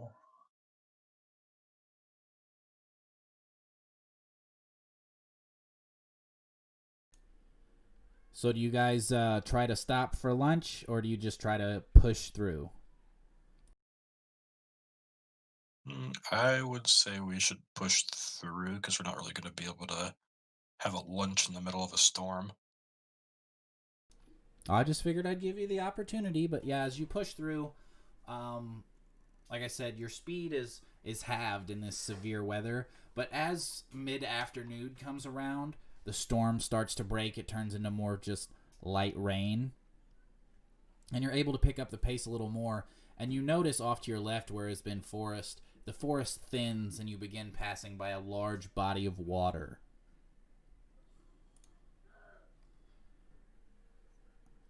Those familiar with this region would know that this is Plimder Lake. And it is very close to... the town of Teltin is very close. It is on the banks of the Plimder Lake. And you would know that you have about another half day's travel, and you've got about a quarter left in this day.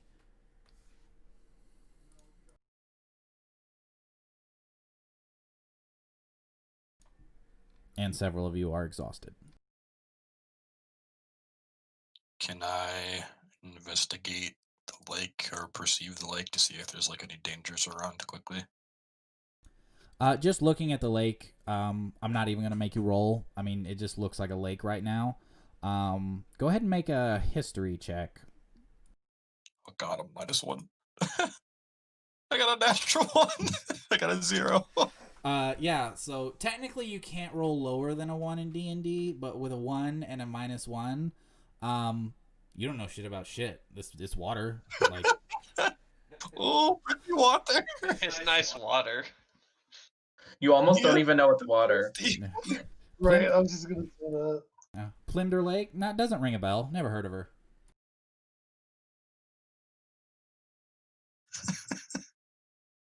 I got a 13 for history. Oh wait, actually, 14 with my jack of all trades. You might know something, especially being like a traveling bard and a keeper of information. Plimder Lake is known for, it's called the Plimder Lake Monster, and most people who've seen it, or most people who say they've seen it, are called liars. But there's legends about there being a massive serpentine monster that lives in this lake. And you've even heard stories of like druidic tribes that will like steal people and kidnap them and sacrifice them to this monster. But you haven't heard much anything more than that. But I'd say with your trade being in information, then you would have definitely heard these stories. Oh, I know this lake. We're pretty close to town, but we'll probably need to rest. But we should stay like a little far away from the lake because there's tales of a big monster at the bottom of the lake. They're very unsubstantiated, but I mean we shouldn't like play it too risky. And like I said before, you've definitely heard stories about like super weird like druidic cults that will like kidnap like people and like sacrifice them on the banks of Plimder Lake to this monster. They'll like kill them and throw them into the lake to feed it so it doesn't like rain acid on them or, you know, whatever they say that Titans do. Yeah, the more pressing threat would be the druids that sacrifice people to the possibly imaginary monster. I squint my eyes and speak softly. Maybe we should go and inspect this lake some more then. Maybe we can defeat this druid who brings terror to all. I'd rather not. Maybe when we're not dripping wet and really tired from traveling in a storm. Plus, I don't want to bring risk to the lady with us.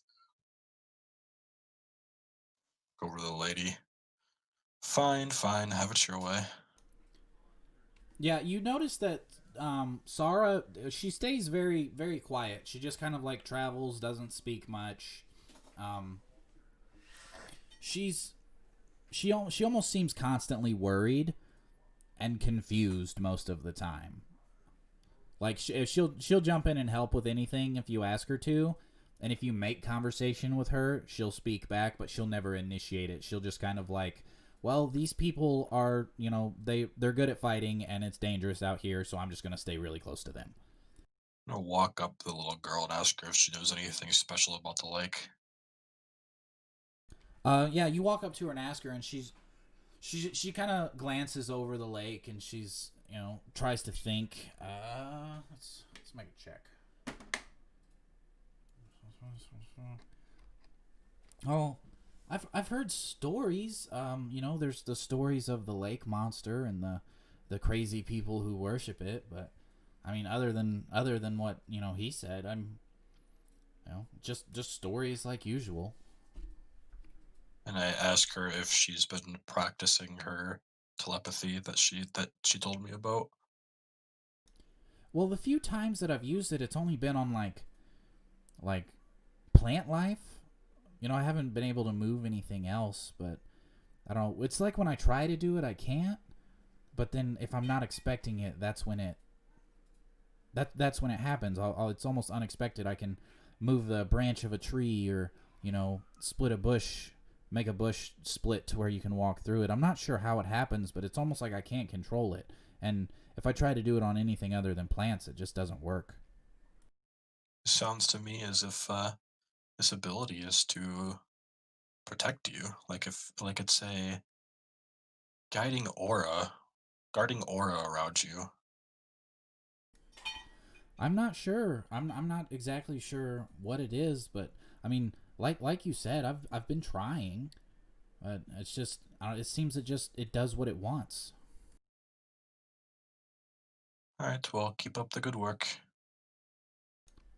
Okay, I will. She just kind of like sheepishly stays in the back of the pack, and it's strange when you talk to her because Azriel, you being an ASMR, like the sparkly eyes you've seen before. Like other ASMRs have eyes like that, especially those who are connected to the more lawful Celestials.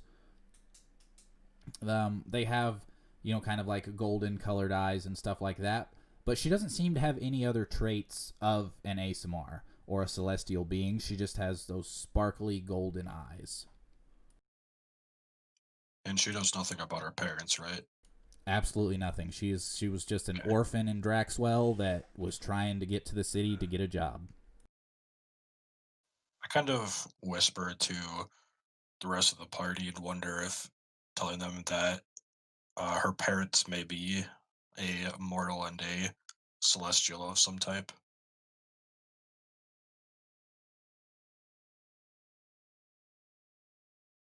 Spooky. I speak Celestial. Doubt she knows any. I also speak celestial. Do you speak to her in Celestial? I will speak to her in celestial. I will I ask will her.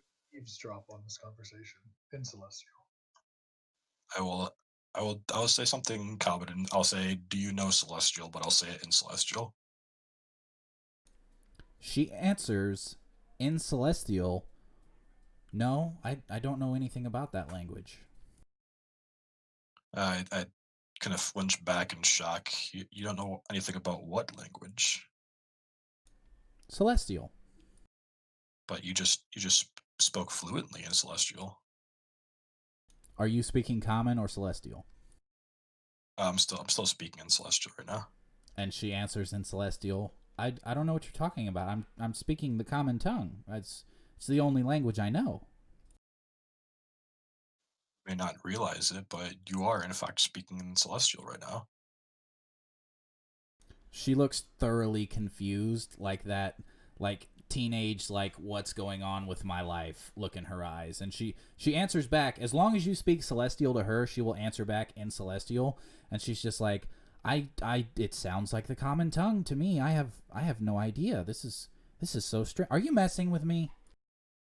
I'm gonna wave the rest of the party to come over and ask them if they can understand what language she's talking in while I'm talking to her in celestial. Yeah, as you continue the conversation, she's just kind of like, this is so are you sure? Like, it sounds normal to me. And anyone who's listening to her and doesn't know Celestial, it sounds like graceful gibberish. It sounds like the most fancy, graceful gibberish you've ever heard in your life. Are you guys talking about me? I look over. Uh, uh, yes. I look and with an eyebrow raised say, I can definitely confirm both of you are conversing in Celestial. In Celestial. You don't seem to be aware of this though. You are definitely speaking another language. I can concur with Azriel. Again, she looks absolutely shocked. Yeah, she has no clue. She has no clue. To her, she honestly thinks she's speaking common. And if Azriel ever asks her a question in common, she will in turn respond in common. But if she has spoken Celestial too, she speaks back in Celestial.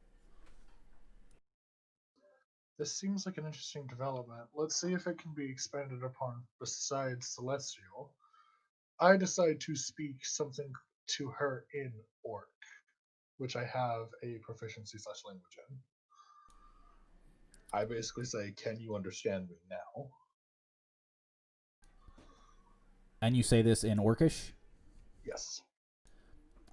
She doesn't. She's that like dewy-eyed, like staring at you. No idea. The Orcish doesn't seem to get through to her.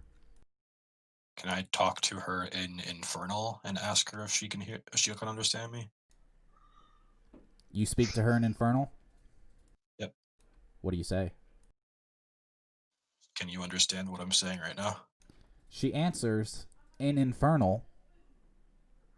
Of course I can understand you. Back at the party. Okay, this is getting weird. She knows Celestial and Infernal perfectly. She's just shaking her head like, what do you... It all sounds the same to me. Well, yeah, of course it sounds the same to you because you know the languages. But wouldn't I know that I know the languages? Not exactly. Not if you seem to have lost possible knowledge. So you might know these languages fluently when you had control of your full knowledge, but something must have happened, and everything might just be a blur to you right now. I mean, You might just not remember exactly when or how you learned these languages.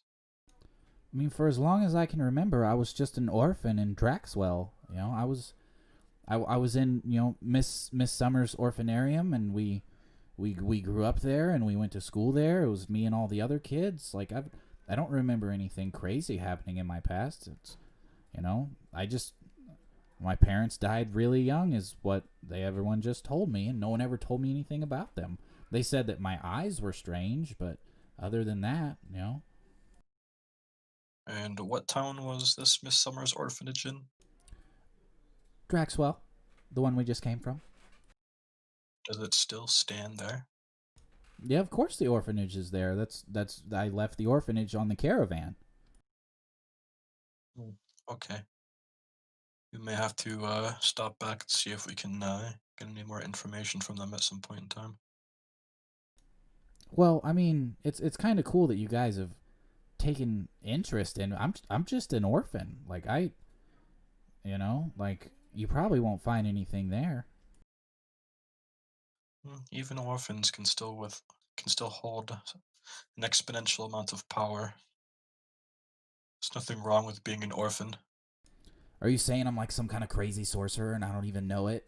And like her eyes go wide and she like holds her hands up like. Marr. I'm gonna grab her hand. I'm gonna hold her hand and put my other hand on top of it and say, "By all we know, you could be the most powerful sorcerer in all of the lands. But until we can figure it out, just stay safe." Oh, okay. And like mentioning that she could be like a powerful sorcerer, like the look of like excitement and joking, she gets kind of like scared. Like the thought that she could hold power she doesn't know about kind of scares her. But again, this is a girl who knows nothing about her past or her life. Like as far as she can remember, she was just another orphan in another big city, you know, like every other kid. If it helps any, I do have to say that I'm quite the same myself. When I was left at the monastery, I did not know of my parents. I still hardly know of them. And I'm where I am now. I mean, I'm an adventurer, and there's no reason you couldn't be an adventurer like us if that happens to be the destiny you choose. The story will unfold the way that you want it to. Yeah, I guess we'll see. I don't know. The thought of being a sorcerer, you know, like Tiako, that I mean, that's amazing. I've never been able to do anything like that, or to cast magic like Harlequin. Like, or Azriel. It's all you all have different types of magic, and I've never been able to do any of them.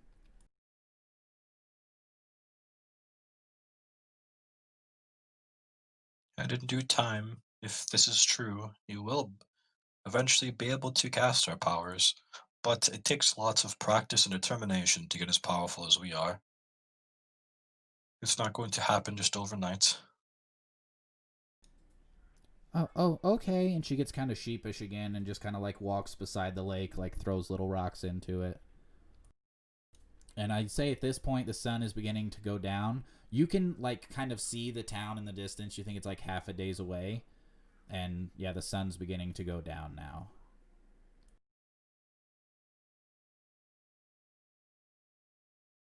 We're gonna have to be very vigilant on our watch tonight to ensure that we don't get attacked by any druids. The crazy swamp druids.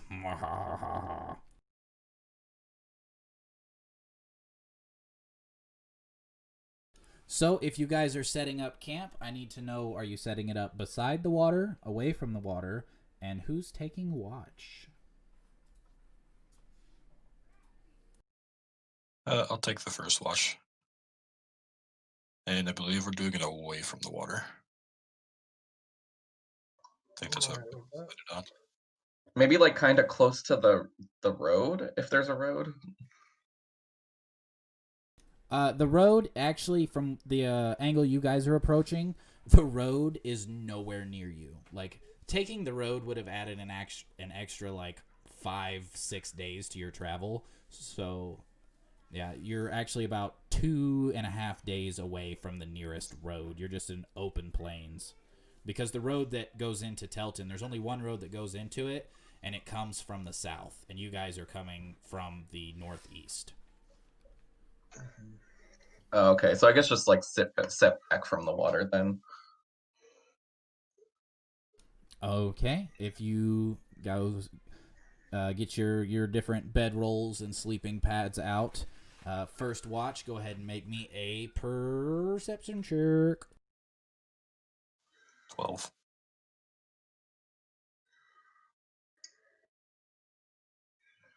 12. OBKB. Yeah, your first watch goes through. With a 12, you stay mostly focused on task. You know, your thoughts might drift to this strange girl who you can't quite figure out her story or her origin, and the strange mysteries that surround her. But you stay on task most of the time, and being away from the forest, you don't see or hear as much wildlife. And as you look out at the lake every once in a while, it seems like peaceful waters, and you can wake up the next person on watch. Thinking about back to every one of our last nights we've had, between Saruo falling asleep, Tiako letting a boar ram me into a tree, and Griz being has like a lost. I'm just gonna go ahead and wake up Harlequin. All right, Harlequin, you are awoken by Azriel, and if you are taking this watch, I need a perception check.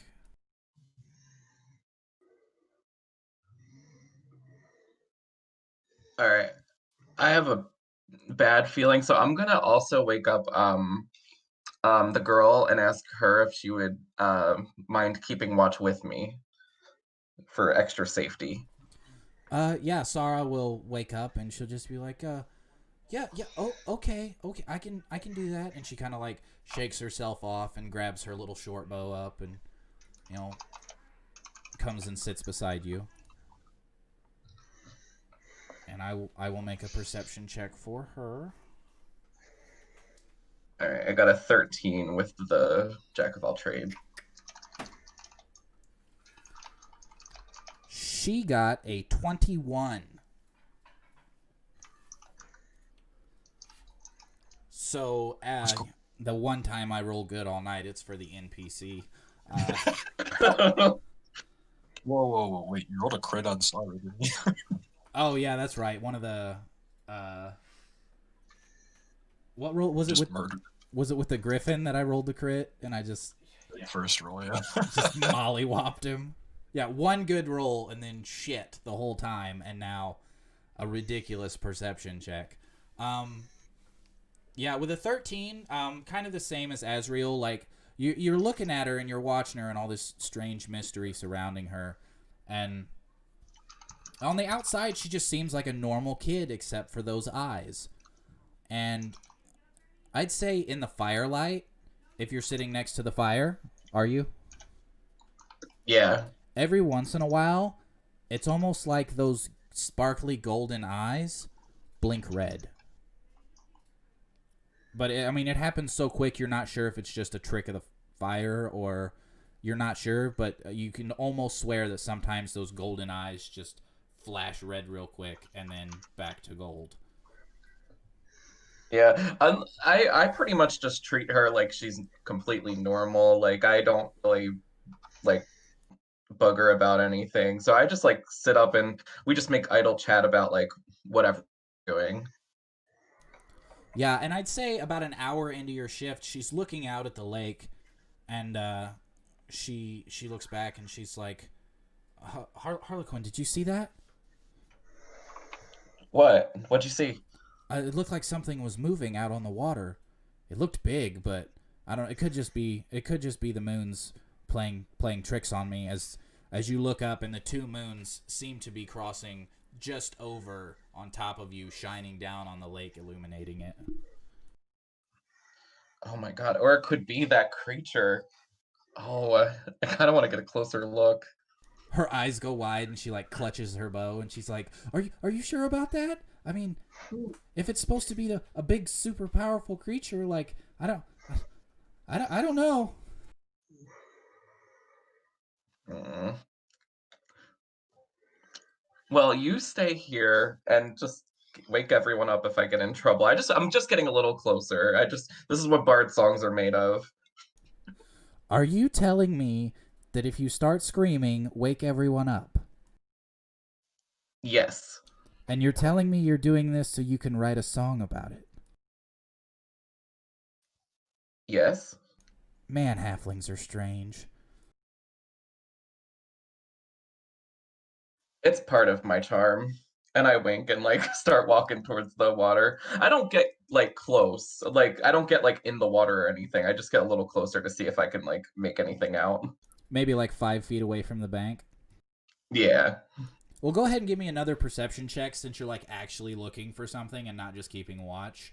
And I'm not going to give you any penalty because both of the moons, the large moon and the small moon, they're crossing just over the lake, so it's reflecting off the water, and it's actually pretty bright on the top of the water.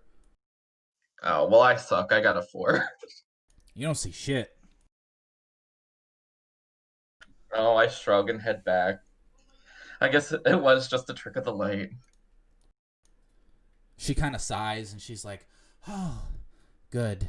I don't want to fight a big monster. I don't even like fighting the boars, and that griffin. Whew, that was scary." And she just kind of like rambles, like you can tell she feels more comfortable around you because like you don't ask her questions. It's not that she feels uncomfortable around Azriel, it's just that like you don't ask her questions and you just chit chat with her. So she's a bit more loosened up with you, and she gets that chatty teenager thing going on. Well, let me tell you, if we ever get in like real danger, you just get out of there. Like back up and try to get as far away from the danger as you can. Like don't run away from us, but like stay back so you don't get it like hurt. But I'll always make sure I heal you. Well, I appreciate that. I don't know. I mean, if you guys are in danger, I don't just want to run away and leave you. Well, just you have that bow, so just make sure you just like keep your distance and attack from a distance, okay? Okay, I can do that. And she just kind of like sits by the fire, and the rest of your watch goes. The last hour or 45 minutes of your watch goes without incident. Who would you like to wake up for a watch if you would like to wake them up at all?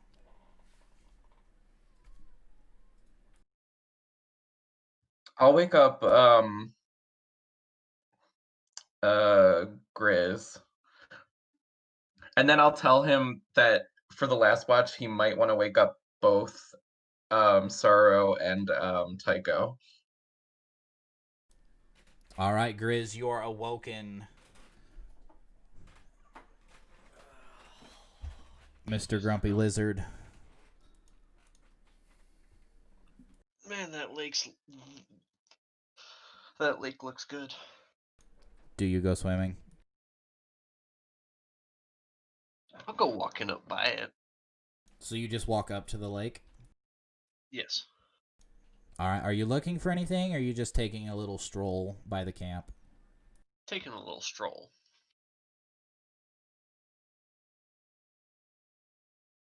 All right. So if you're not looking for anything or taking a little stroll, then yeah, it just kind of passes. But I need you to make a perception check for your watch, anyways.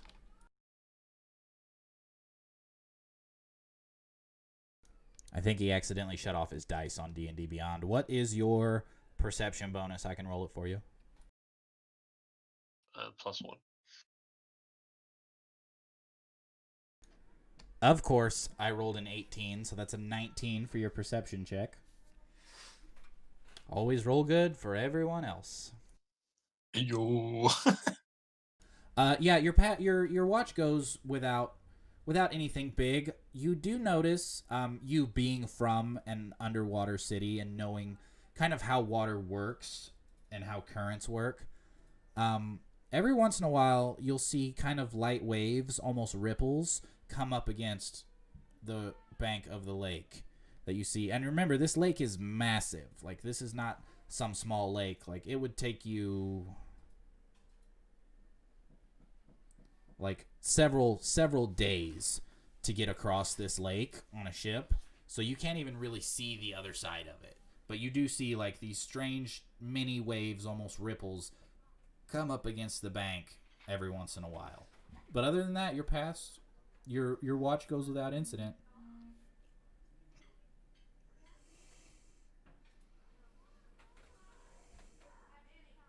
Is there one more watch?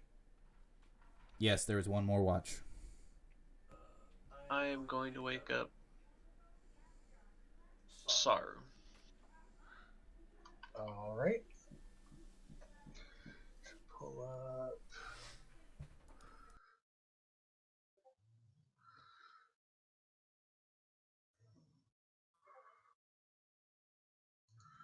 Okay, I got a 13 for perception. Yeah, even with a 13, everything seems quiet. This close to the lake, it seems like right here, maybe it's because it's closer to town, you're not sure. But your night, other than the different conversations and strange things you may or may not have saw, the watch passes. Well, actually, I wanted to, during my watch, I wanted to kind of randomly talk to myself in orc, because I hadn't used the language in some time, and I happen to be doing this close to Tiako, and he can hear me and understand me. Okay, so Tiako would be asleep at this point, wouldn't he? Yes, so I don't know if this wakes him up.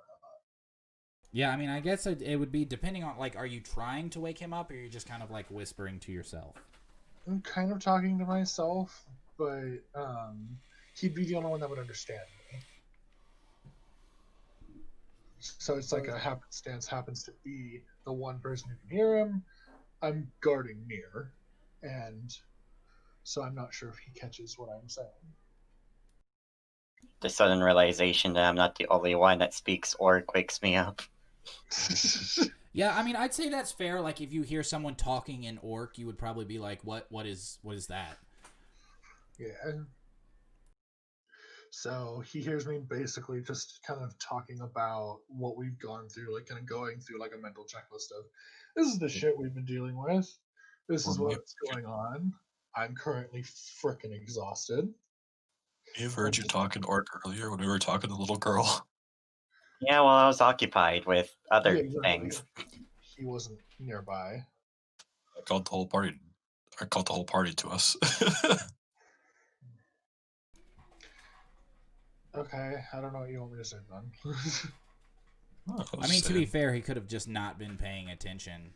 Like, if he Yeah. didn't engage in the conversation, he could have really just been like, oh, look at these little rocks on the ground. I like it. We also were just throwing a bunch of words in different languages at the girl. But anyway, he hears me basically going on about summing up the whole trip so far and bitching about my exhausted state. Okay. Yeah, no, you do hear him speaking in Orc. I don't know if that would ring odd to you. It's not super uncommon for people to know several different languages, especially traveled people. Like if you went into the town of Teltin and you met some human barkeeper who could speak Orc and Elvish, you'd be like, "What? What?" That's kind of odd. But people who travel around like you guys, it's not terribly uncommon to know different languages.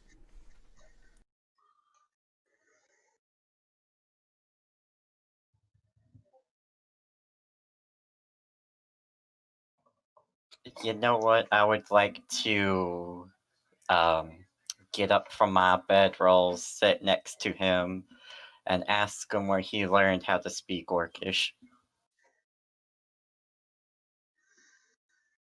Okay. Um. So I learned Orc as well as the Tongue of the Giants from my time spent in. It's not really like the other religions where they kind of go and convert people. I was more just kind of learning about their culture. I found them to be the most fascinating, the orcs kind of over the giants, and I kind of just picked up on their tongue surprisingly easily. Um, it was really nice, really fun. They're actually the ones that helped me make my necklace, and honestly, it was a really good experience. You also speak the language, though? I mean, you understood me. Well, it may not look like it, but I am half orc despite my draconic appearances. I was raised in a small little orc village, not too far away from the capital. Okay. Sounds like we're not drastically different. Got a lot we can explore about each other, which will be nice. Well, maybe when we get to town, we could plan a trip to the orcish capital. Maybe. So I got some sake here. You want some? I think I'm good. I don't really drink much. Oh, of course. Well, I won't judge you for that, but I figured I'd share.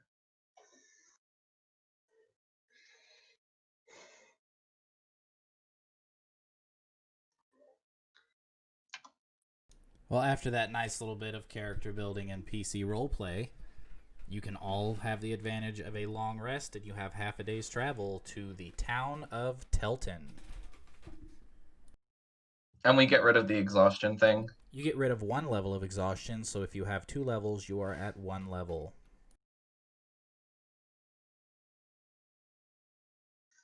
Fun. Yeah, it's probably the nastiest mechanic in D&D, but like if you were walking through a terrible thunderstorm for 8 hours, like your body would hurt pretty bad.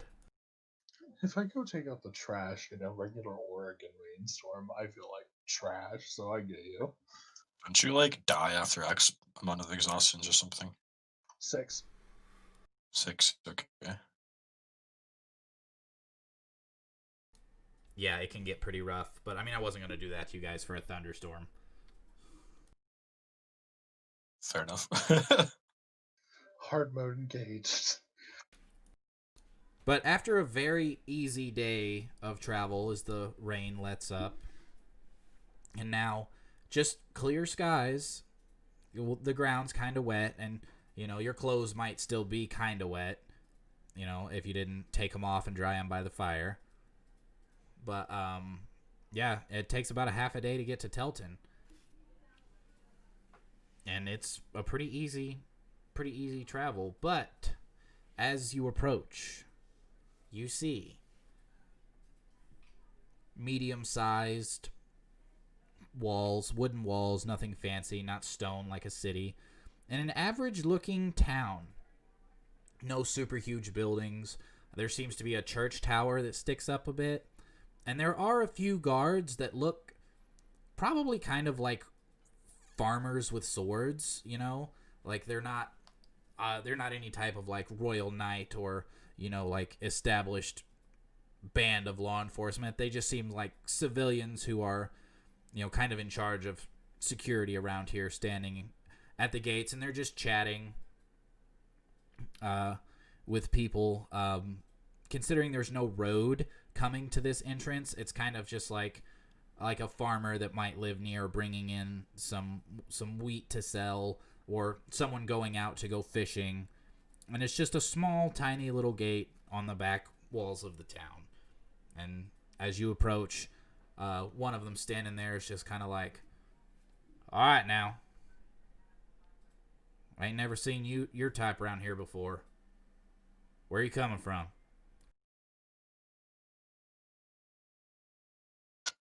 I'm gonna walk up to the guard and say, I hail from the celestial realm, but I currently seek refuge in Reith Saren, for I am helping the elves take down a master warlock.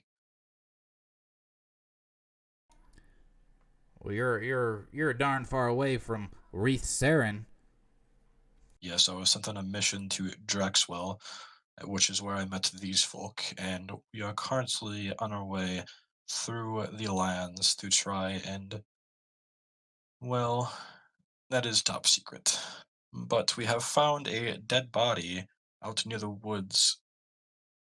A shaded figure, which we eliminated, was standing over this dead body. It appeared to be a soldier or a mercenary of some sorts. Do you know of any missing people around here? He eyes you very suspiciously. Oh yeah, we've had some go missing. Strange you show up and start talking about them. What do you mean you found them? Like I said, we were traveling through the woods to get through here, and we heard a loud noise. And upon further investigation, we found a shaded figure hunched over this dead body. Upon approaching him, a griffin proceeded to attack us, in which we were forced to eliminate both the griffin and him. And then I'm going to show him the black griffin feathers I have in my pocket as like proof. So you're telling me that a black griffin attacked you because another guy attacked another guy? It could have been his pet. Who knows? Well, taming a griffin ain't no easy feat. Sure, sure. This is true, but we fought stronger. Oh, you have? Big adventurers you are? Yes, I would definitely say that. Well, we'll let you pass, but don't be causing no trouble. And we gonna send out a scouting party for this body you're talking about. All right. And I'll point like in a direction and give them like relative idea of where the body was. Very well. We'll send someone out after it, and we'll be watching you. As I will you, sir. What's that supposed to mean? Nothing. He just kind of like growls. He knows he doesn't have like a reason to detain you. He's just like, These. Scoff and walk on past. Yeah, this is definitely like a kind of a backwater one horse little town.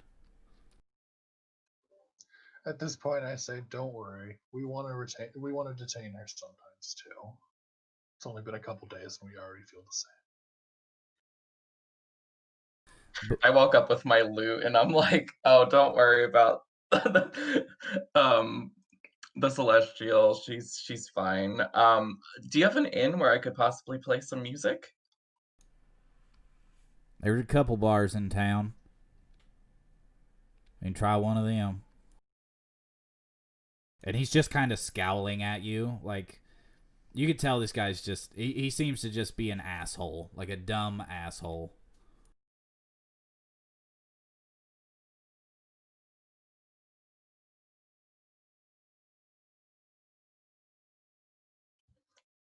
Very helpful.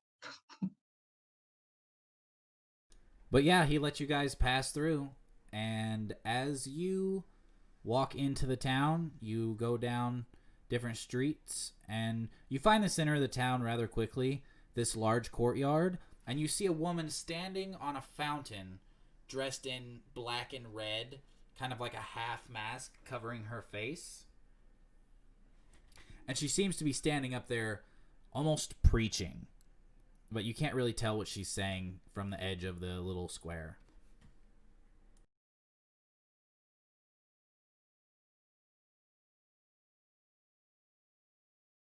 I guess I'll wander over there and see what she's saying to, gather some info. Griz would also be interested in this. So who is it that's walking up to her again? Griz and... Harley. Okay, yeah. Cool. So as you walk over closer to her, what you hear is... I mean, it sounds like your basic street preaching. She is preaching about Pelor, one of the gods. As you approach, she's like, "People of Teltin, too long has our realm suffered under wicked hands. We must embrace Pelor. We must embrace the gods of goodness." And she kind of scans the crowd, and she would say, let's see, she definitely notices Griz, and she kind of points to him. "Outsiders bring wicked gods to our lands. We are a good people. We are we harvest the fruits of the land and provide it to the other realms. And we are looked down upon. We must embrace the gods. And we must let those who are visiting know that they can visit, but this is not their home." She spot me at all with my wings out? If you walk up to the crowd, then she not. would. No. If you don't walk up to her little crowd she's preaching to, then she wouldn't notice you. But she definitely noticed like a blue-scaled lizard man walking up, and you can tell that some of the people in the crowd are like, they're kind of listening and they're just like, no, whatever. But you see like some people are like, yeah, she's got a point. She's got a point. Am I able to hear her at all? I mean, from a distance, it's not, what's the word? Perceivable. Like you hear her voice, but you can't really make out what she's saying. Because It is like a busy town square. There's like trading and, kids running around playing and different stuff. So you would actually have to go and like stand near her to hear what she's saying. But she's definitely preaching like backhanded racism about, like if you ain't from here, and she keeps bringing up the god Pelor, like if you worship Pelor, then everything will be right, and if you don't let the outsiders take what's yours, then everything will be right. Does my character know what the god Pelor is? Or, well, actually, it doesn't even matter because I can't even hear this, so... Griz is going to yell back at her. "I bring no god to your town, commoner, but I am just passing through, so I won't stay long. I didn't know he stopped in Texas. Yeah, this town seems to be one of them towns. But yeah, as you say that to her, she was like, she just kind of looks back at you like, very well. These are a good people, a hardy people, and the light of Pelor guides us. You are welcome to visit, but this is our land. And, I mean, she's like, when she speaks to you, she's like blatantly racist. But when she's like giving her little sermon, it's kind of like, you know, like backhanded gestures, very passive aggressiveness. And, yeah, if any of you would like to make a check on Pelor, you can. Is that a religious check? It would be a religion check. I actually have proficiency in that, so would I have maybe heard the god's name even farther away as like something heard out of the crowd? She said it so many times that I'd say if you have a passive perception of, I'd say 12 or over, you could have made out the word Pelor. I'm 11, so not quite enough. Well, I got a nat 20 on my religion check. My perception's only at 10, so I didn't hear it either. You learn that Pelor is a god of basically like sunlight, strength, healing. He's a very quote unquote powerful god. Like he has a whole lot of temples and clerics and followers. Like a lot of paladins and clerics follow the god Pelor because he represents strength and light. You know, he's a very well known god, and he's known to be, you know, a genuinely good god. Like he's, you know, he's got different names: the Shining One, the Sun Father, the Father. Like Pelor is a very, very popular god. Sounds incredibly similar to the variant of the same type of god that my character actually fights in the name of. Say what? Because my character's god is a god of basically the sun, sunlight, strength, good. It's very similar, actually.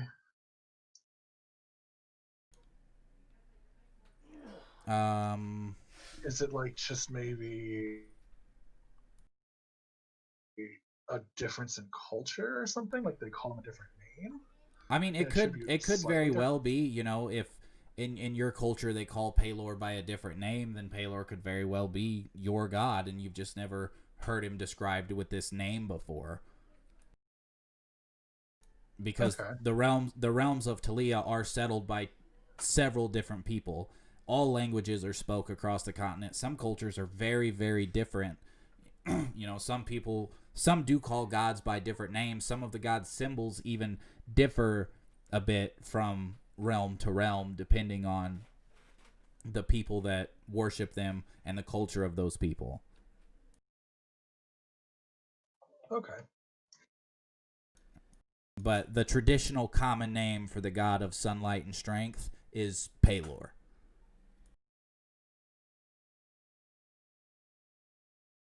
I think I'll go up on the stage or wherever she's standing, like, and just kind of be like, well, I've traveled with Griz for quite a few days now, and he has shown more examples of being like a good person than you have with your little speech calling him out for just walking into town. So so why don't you just like scurry off, and I wanted to maybe I'll try to like play my lute to like steal her thunder. Guitar Hero D&D edition. She looks incredibly offended.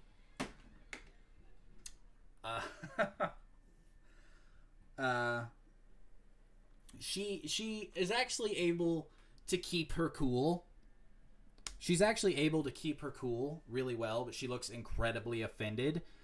And I mean, you're just getting hate daggers from the eyes. And let me just check something real quick here. I love how he's like, when I go on stage, I was like, you got this. And then he called her out, and I was like,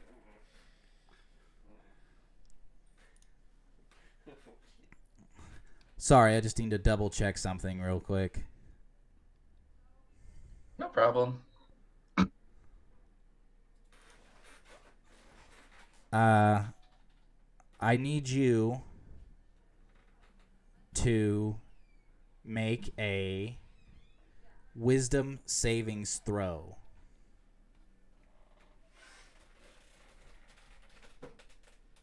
As she looks at you and says, grovel. I got an 18. That is enough to pass as you feel this wave of magic wash over you, trying to like force you to your hands and knees to bow. You see her eyes kind of light up with flame a little bit as she's just grovel. But you're able to shake the effect off. And Does Griz see this? Did you walk up there with him, or are you standing in the crowd? I'm standing in the crowd. Then you wouldn't have been able to see her eyes kind of flash with magic. You just see her look at him and say grovel, and you just see him kind of shake his head like, what? Okay. So I can tell that she tried to like cast something though, right? You absolutely know she just tried to cast an enchantment spell on you. Oh, is this how you win followers over? By trying to enchant them? What I do for my lord is no business of yours, halfling. Leave. Make another wisdom savings throw. we're gonna piss off the town. Nat 20, biatch. So she's definitely getting very frustrated. And she like turns to the crowd and she was like, this is the insolent manner that I'm talking about with these foreigners. And she kind of just like darts daggers at you again, bringing their destructive ways into your good town. And she's really like reading you the act. And let's see here. Let's do percentile dice. I mean, not a whole lot, but a few people in the crowd are just kind of like, yeah, she was talking, and that guy's up there being just a right prick. But I'd say probably only about 20% of them, like the bulk of the crowd, are just kind of like watching like what's happening. You know, I don't feel comfortable with your attempts to enchant. You might be. Who else have you been doing this to in this town? I do not use my lord's powers on my flock, only those who wish to corrupt them. And you see she's like increasingly getting like heated and pissed off. Like you are making her super mad. I'm not trying to corrupt anyone. You're the one that like decided to go after my friend here for no reason whatsoever. We weren't preaching or anything. As she takes that in, again, she just kind of looks at you without saying much, and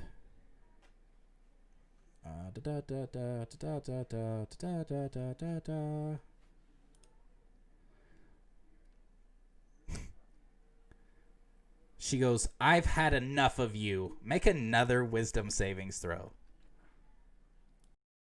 You're never gonna believe this, but I got another nat 20. Alright, this is horseshit. Again, you feel a wave of magic wash over you. This time, you feel it's almost like tendrils trying to wrap around you and like hold you in place, but you manage to fight it off. And you know that she just tried to use another enchantment on you. After her third try at an enchantment, can Griz see this now? I mean, yeah. Do I notice it? I'd say if you're paying attention, you can tell that like, because especially with that last one, she kind of like whipped her hand around, and even though you're not a spellcaster, like you've seen other people do it, and especially like Tiako and Azriel and Harlequin. Like, you've seen them cast spells. You know that it takes some hand movements and stuff. And I'd say you could get the look that she's casting spells. Plus, I keep calling her out too. So I am going to fire a warning shot, quote unquote. I'm going to throw a dart past her, but close enough to get her attention.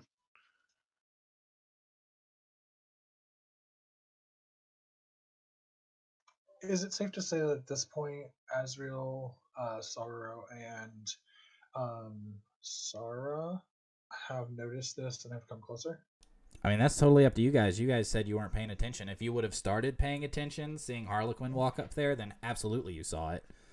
Okay, then I've Like, my character's always like got her senses on alert, but she's probably just sitting like on a bench looking at her book for now. So I don't know if is it like causing like any commotion or anything yet. No, I mean, not a lot of commotion. Like, every once in a while, the crowd will be like, yeah, or like, yeah, you know. But I mean, it actually seems to be like like Harlequin is debating this woman, and she's just getting angry and keeps trying to enchant him to like go away or to like paralyze him, or she's trying to cast some kind of enchantment spell on the bard to get him to shut up. I would say my character probably doesn't realize this yet, so she's just chilling, reading her books still. I'm still going to continue with the throw a dart past her. Okay, so you launch this dart past her, close enough to let her know, like... Okay, so it's a precise shot. Go ahead and make me a ranged attack roll.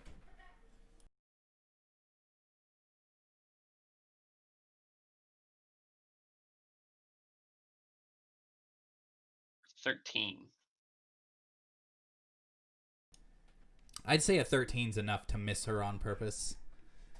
As it kind of flies past, and she just like watches it like, oh, you see what they've done? They're attacking me for no reason. Stop them. And at this point, the guards that are stationed around the center of the town, ears kind of perk up like, what's going on? And you see one of them, kind of a big guy, probably like 6'5", a large guy, kind of big old gut, but big arms, kind of wearing like this half chest plate that he's like strapped on to his like farmer's wear. He's just kind of like, what's going on over here? And she's like, they tried to kill me. They're attacking me. Yeah, this witch keeps trying to cast spells on me, so my friend was simply warning her that that's not a good idea. They start walking towards Griz, who made an openly hostile gesture and was like, I was throwing darts. I missed. I'm sorry. Ain't no dartboards out here, lizard man. And I think that as these guards are submerging around Griz and Harlequin is locked in a battle of wits with this lady, I think that's where we are going to end the session, as you guys are stirring up quite a bit of trouble in the first town that you've went to. It's a pretty good cliffhanger here. What's going to happen? Be safe to say for like next session, my character notices the guards and proceeds to go in. Oh yeah, no. When Griz throws the dart, she's like screaming. She's like, he tried to kill me. She finally hit Karen. Yes, you have met super racist Karen. So 9 out of 10 times a regular Karen. Yes. Thanks for coming out and playing again, you guys. I appreciate it. I have a lot of fun. Yeah, this was amazing. Agreed. It really was fun. I have negative wisdom, so I'm probably in my own little world. It was a great session, yeah. All right. So before we go, just to let people who are viewing know, if you have any shout outs or things you'd like to link, I am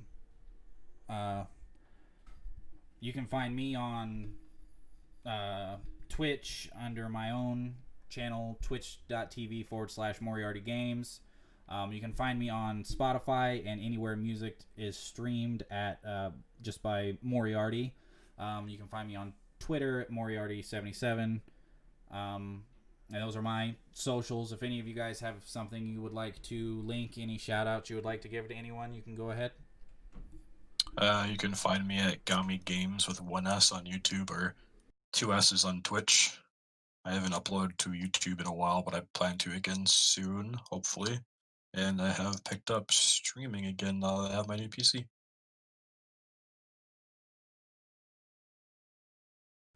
Anybody? I got nothing. Anybody else? Nothing here. I got nothing. All right. Well, we are going to start linking the stuff that we want, like our different handles and socials and channels and stuff. On the next live video, I'm going to link those in, and they will be in the links of the videos when they go up on YouTube when I get the editing done. But yeah, no, thank you everybody for watching. We appreciate it, and we will see you next time.